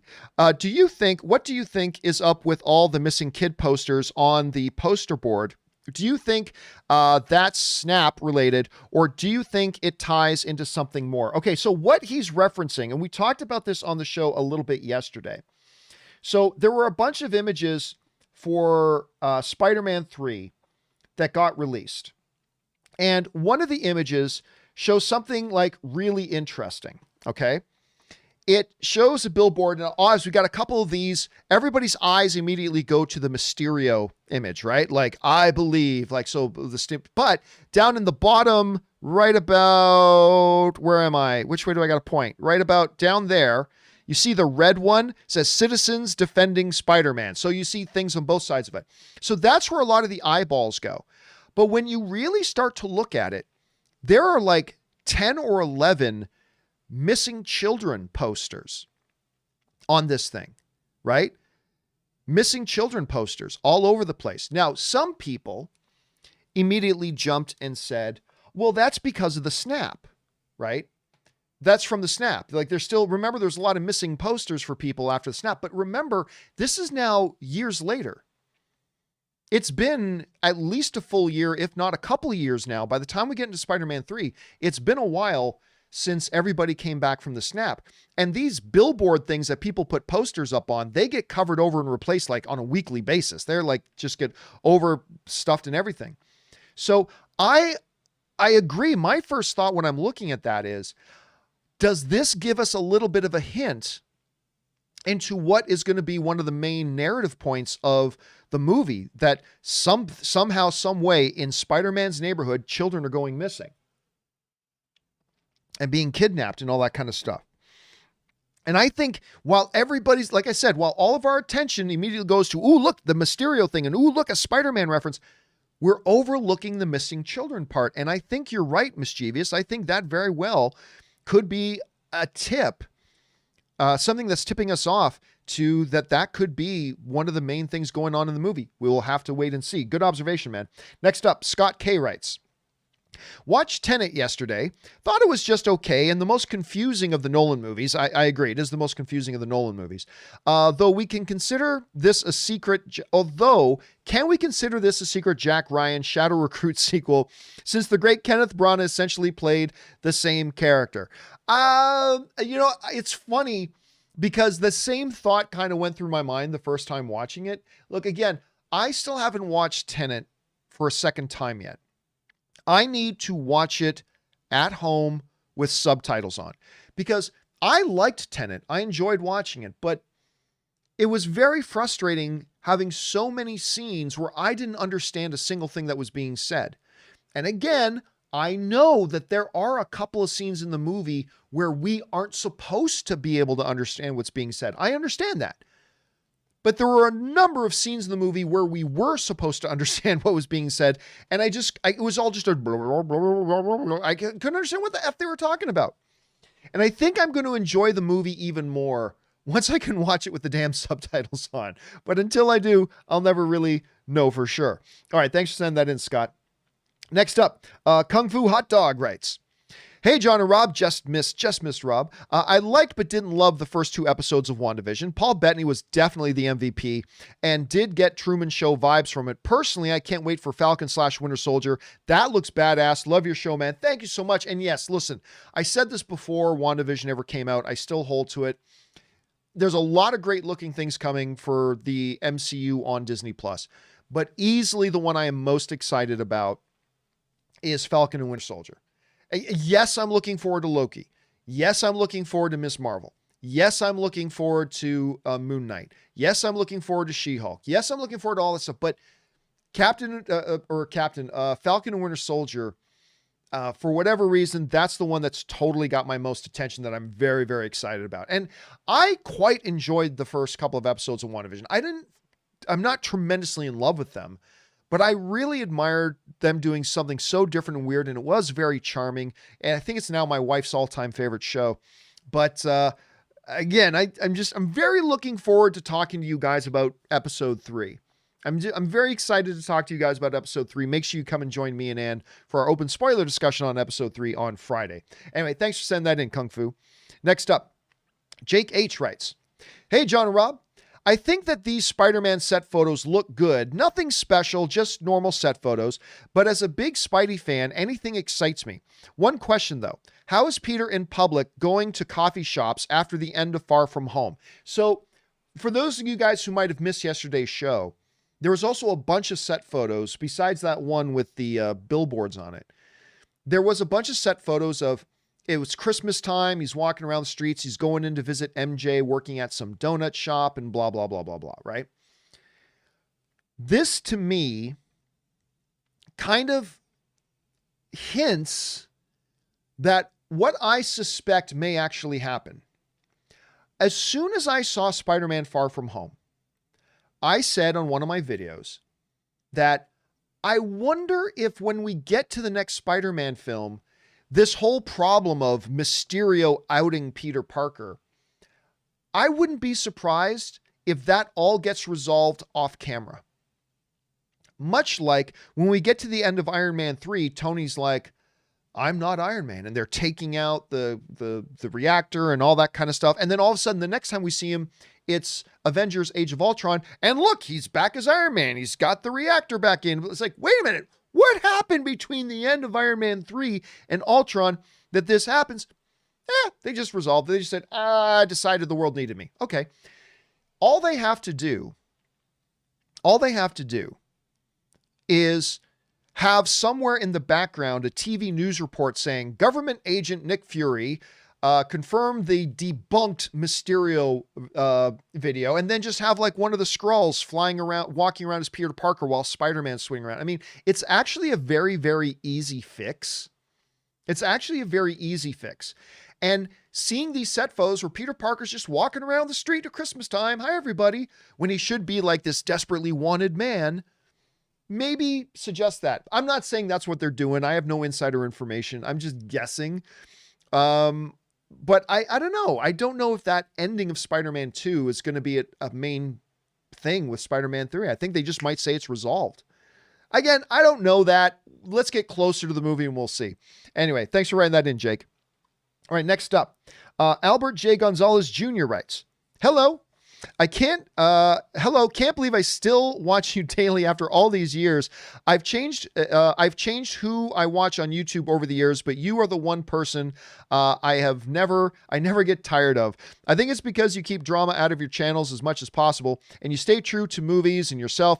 Thanks for the hours of entertainment that I listen to while I do woodworking. Question, loved your documentary. Why didn't you put yourself in it? Well, first of all, Albert, thank you so much for the kind words, man. That's really nice of you. Thank you, sir. And thank you for watching my documentary. I don't know. I thought about that at first, but I wanted, how do I put this? People who want to see me can see, some of that went down the wrong pipe. People who want to see me, YouTuber chokes himself to death on sip of soda, news at 11.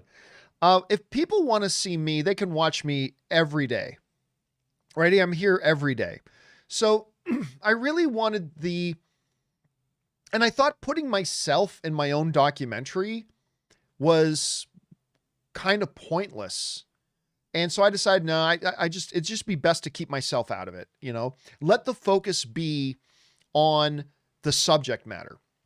I didn't want the focus to be, whenever a director puts themselves in a documentary, sometimes they should, because they are the narrative force through the documentary, and that there's nothing wrong with that.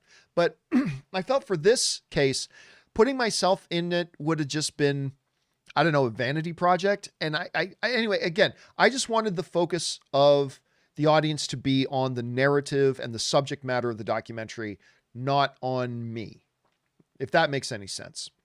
So that's why I didn't put myself in it. But yeah, maybe that was a mistake. Maybe it was the best move I made in the movie. I mean, I don't know, but I felt very strongly that I shouldn't be in it. So although I did sneak in one quick little cameo. If you've seen my documentary and you watch it close, you will notice that I did sneak myself into a quick little cameo in it, just for fun. But anyway, there was that. Thanks a lot for that, man. I appreciate that. Where are we at? We are now at My Comic Planet writes. Part 1. Hey, John. I watched your Star Wars movie trivia schmodown at Star Wars Celebration back in 2017. That was a good day. That was a really fun event. You were on a roll. It was epic. So much fun to watch you and Ken go at it in sudden death. Sam Witwer was great too. Is he really that good? Sam Witwer is really that good. But here's the thing about trivia. You can have a brain cramp at any time. And it happens, right? Anybody, you talk to anybody and you can even say, just ask them what they had for breakfast that day. I mean, they could probably recite, every, constitutional amendment, but then ask them, hey, what did you have for breakfast yesterday? And obviously they know, but just for whatever reason, they go, oh crap, what was it I had for breakfast yesterday? And you get stuck, right? Now imagine this. You're getting asked trivia questions and you're on a stage in front of 600 people and it's being filmed. And the moment you hit, like, see, in these trivia things, the moment you hit a bump, your mind can just lock down, right? It happened to me as well. Like there was one of the movie trivia things I was doing. There was a question. I can't remember the question, but the answer was clearly Elizabeth Taylor. And I hit a little hiccup in my head and then it just got jammed. And like, I couldn't come up with Elizabeth Taylor, right? Sam Witwer hit one of those.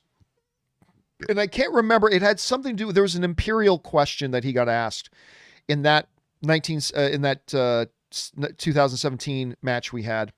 He hit one of the questions and it happens to all of us. He got jammed on one. And, yeah, so it was wonderful. It was a great event. We packed out the auditorium at Star Wars Celebration. There were literally almost 1,000 people that lined up to be in that couldn't get in because they had already filled it. The audience was rocking. It was just a great, great time. And it was the second time that I beat Sam Witwer in Star Wars trivia. Just want to throw that out there. Just saying, it was the second time that I beat him. But no, seriously, make no mistake. Sam is a beast. Sam Witwer is an absolute Star Wars trivia beast of the highest level. And he's absolutely great. Anyway, thanks for sending that in, man. Appreciate that. Let's see. Next up.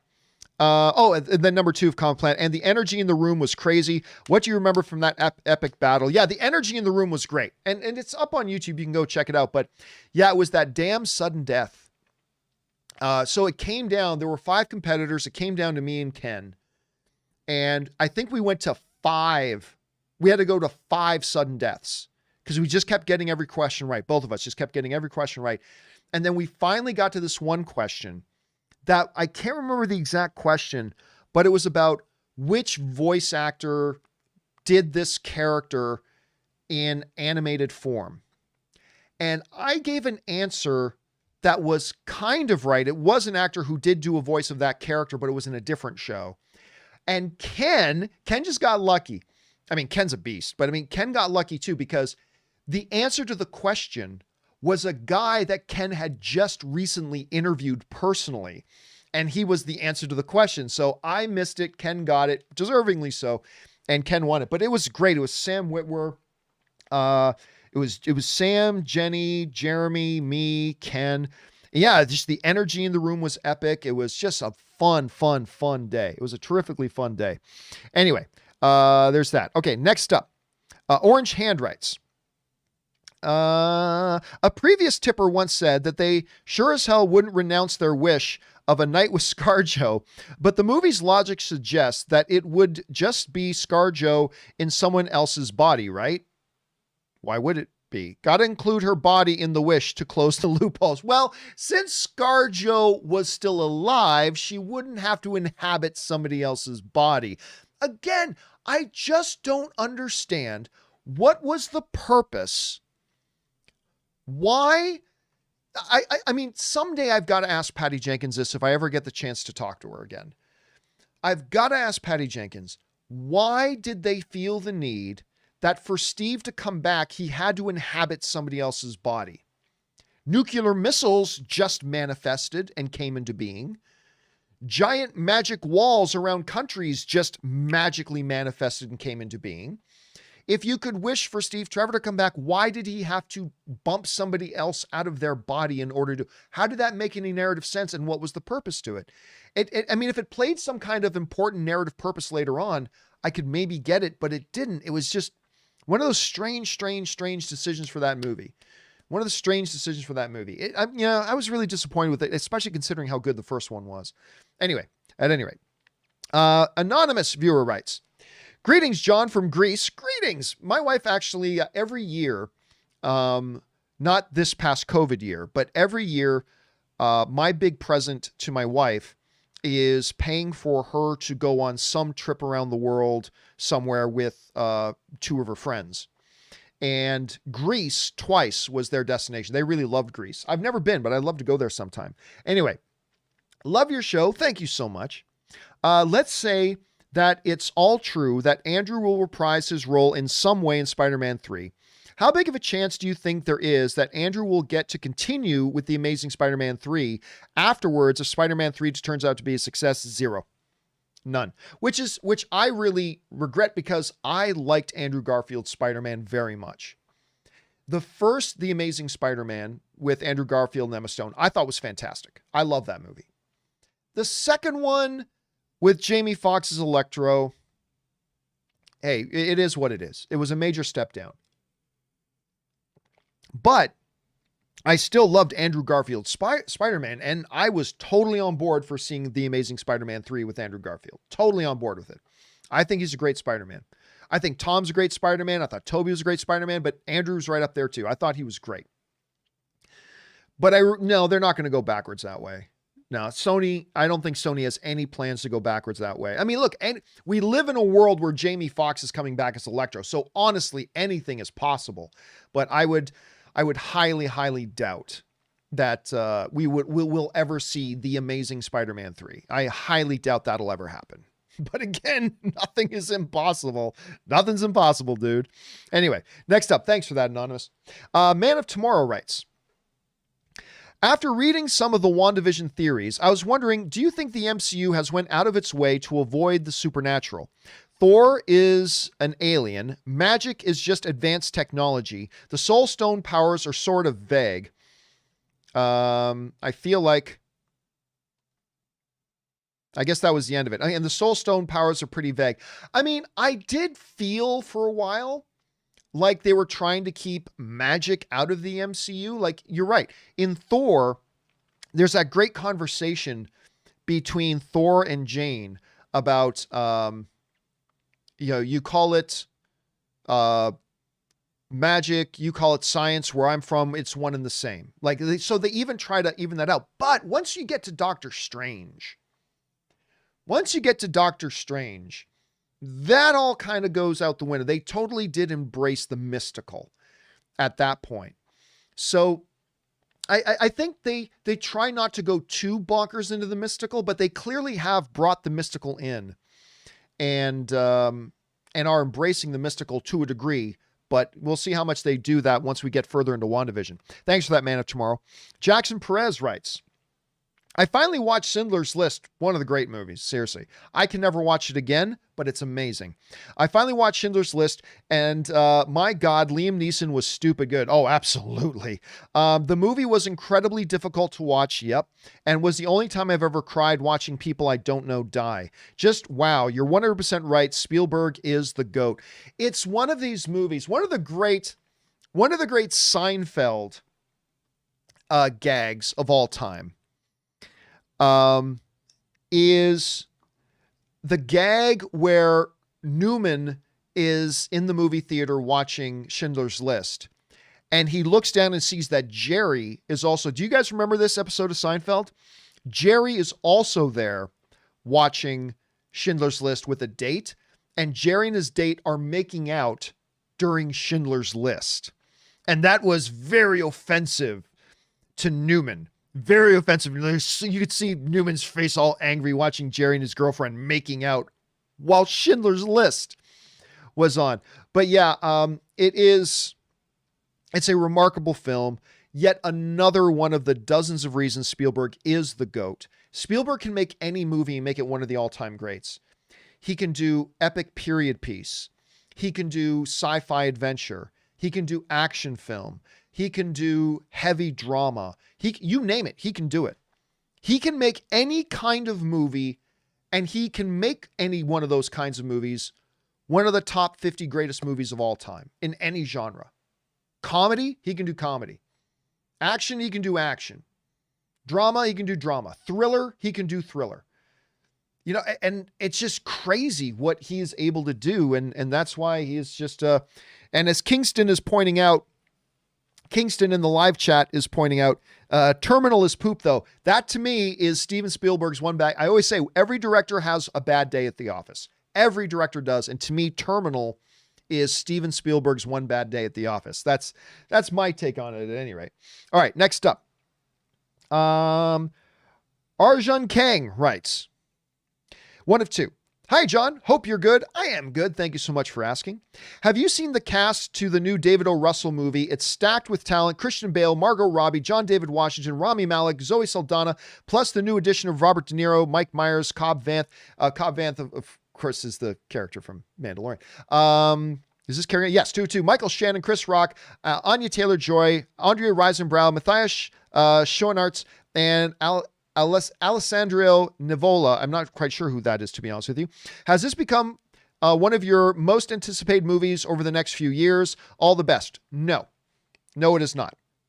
Because I don't know anything about it. Great cast, no doubt. Great cast.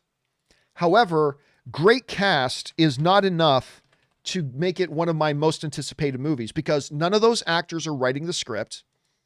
None of those actors are making up the story. They're going to be given characters, and then they're going to portray those characters, and they'll do a great job because it is a great cast. But I need to know more. And the fact that David O. Russell is making it, that's good enough reason to put it on your radar. I mean, Christian Bale and David O. Russell have some success before, if you know what I mean. But I need to know more than that to get like really excited about it. It's definitely got my attention, but I need to know more. Now, you take another movie that's coming up called Don't Look Up. Now, this, I know what the movie's about, and I know the cast. Look at this cast. Academy Award winner Leonardo DiCaprio, Academy Award winner Jennifer Lawrence, Academy Award winner Cate Blanchett, Academy Award winner Meryl Streep, Academy Award nominee Timothée Chalamet, Academy Award nominee Jonah Hill, Ron Perlman. I mean, that's a killer cast, and it's being directed by Adam McKay. But we know what the movie's about, and actually sounds really good to me. The story of two low-level astronomers who must go on a giant media tour to warn mankind of an approaching comet that will destroy planet Earth. I mean, okay, done, sold.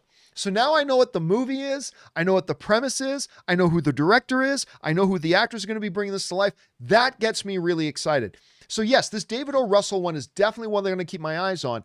But I can't say it's like one of my most anticipated just based on the actors involved. I need to know more. And once we know more, then we'll revisit that question. But it is a tremendous cast. What a cast David O. Russell has assembled for that movie. All right. Just got a couple of minutes left here, guys. Laura Howard writes, have you heard about Jessica Jones, Kristen Ritter joining She-Hulk? I heard something about it. Can't find proof in the trades, but I think it would be awesome. Your thoughts? P.S. My name is pronounced Lori. Oh, that's interesting, but I can't use the accent sign on here. Yeah, I heard some people talking about that, and I too went and did a quick look, and I could find nothing that actually confirmed that. As a matter of fact, let's do that right now, shall we? Kristen Ritter. She-Hulk. Let me just take a quick peek here. And I spelled Kristen wrong. There you go.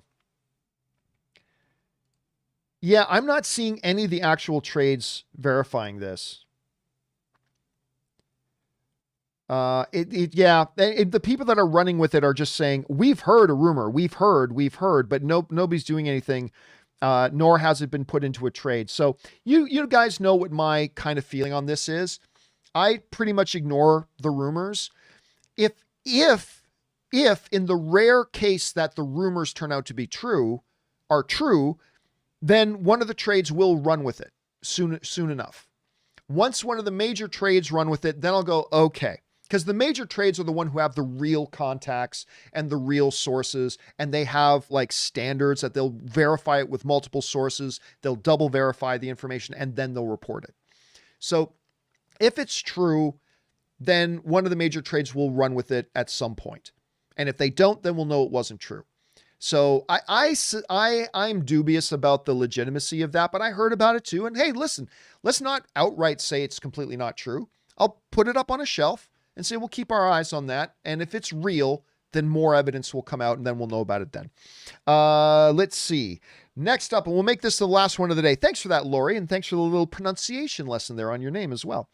All right, Tanny writes, Hey, John, just curious to know if you saw the Daily Wire movie Run, Hide, Fight, and what you think of the wild idea of a news opinion outlet getting into the entertainment business. I have not seen it. I've heard it wasn't that good, but I can't say that myself because I haven't seen it. I don't think it's a good idea for news outlets to get into the movie making business. I think that's a radical conflict of interest. But I mean, who knows? Maybe it's something that could work out. But yeah, I mean, again, it's hard. I can't really say much because I haven't watched the movie myself. I've only heard it wasn't all that good, but maybe it's great if I talk to some people, other people saw it. But again, I think the idea of news agencies, particularly ones that have a very clear slant to their news, making things, I mean, that's kind of the ultimate propaganda, isn't it? Isn't almost by definition a news agency making movies? Isn't that basically propaganda? But again, I don't know enough about the situation. I don't really know enough about Daily Wire. I know almost nothing about what Daily Wire is. And I don't know enough about this movie other than the cast and kind of the basic premise of it. But I haven't seen it myself, so I can't give an informed opinion on it. I haven't seen it. I can't give an informed opinion on that. So there's that. All right, guys, listen.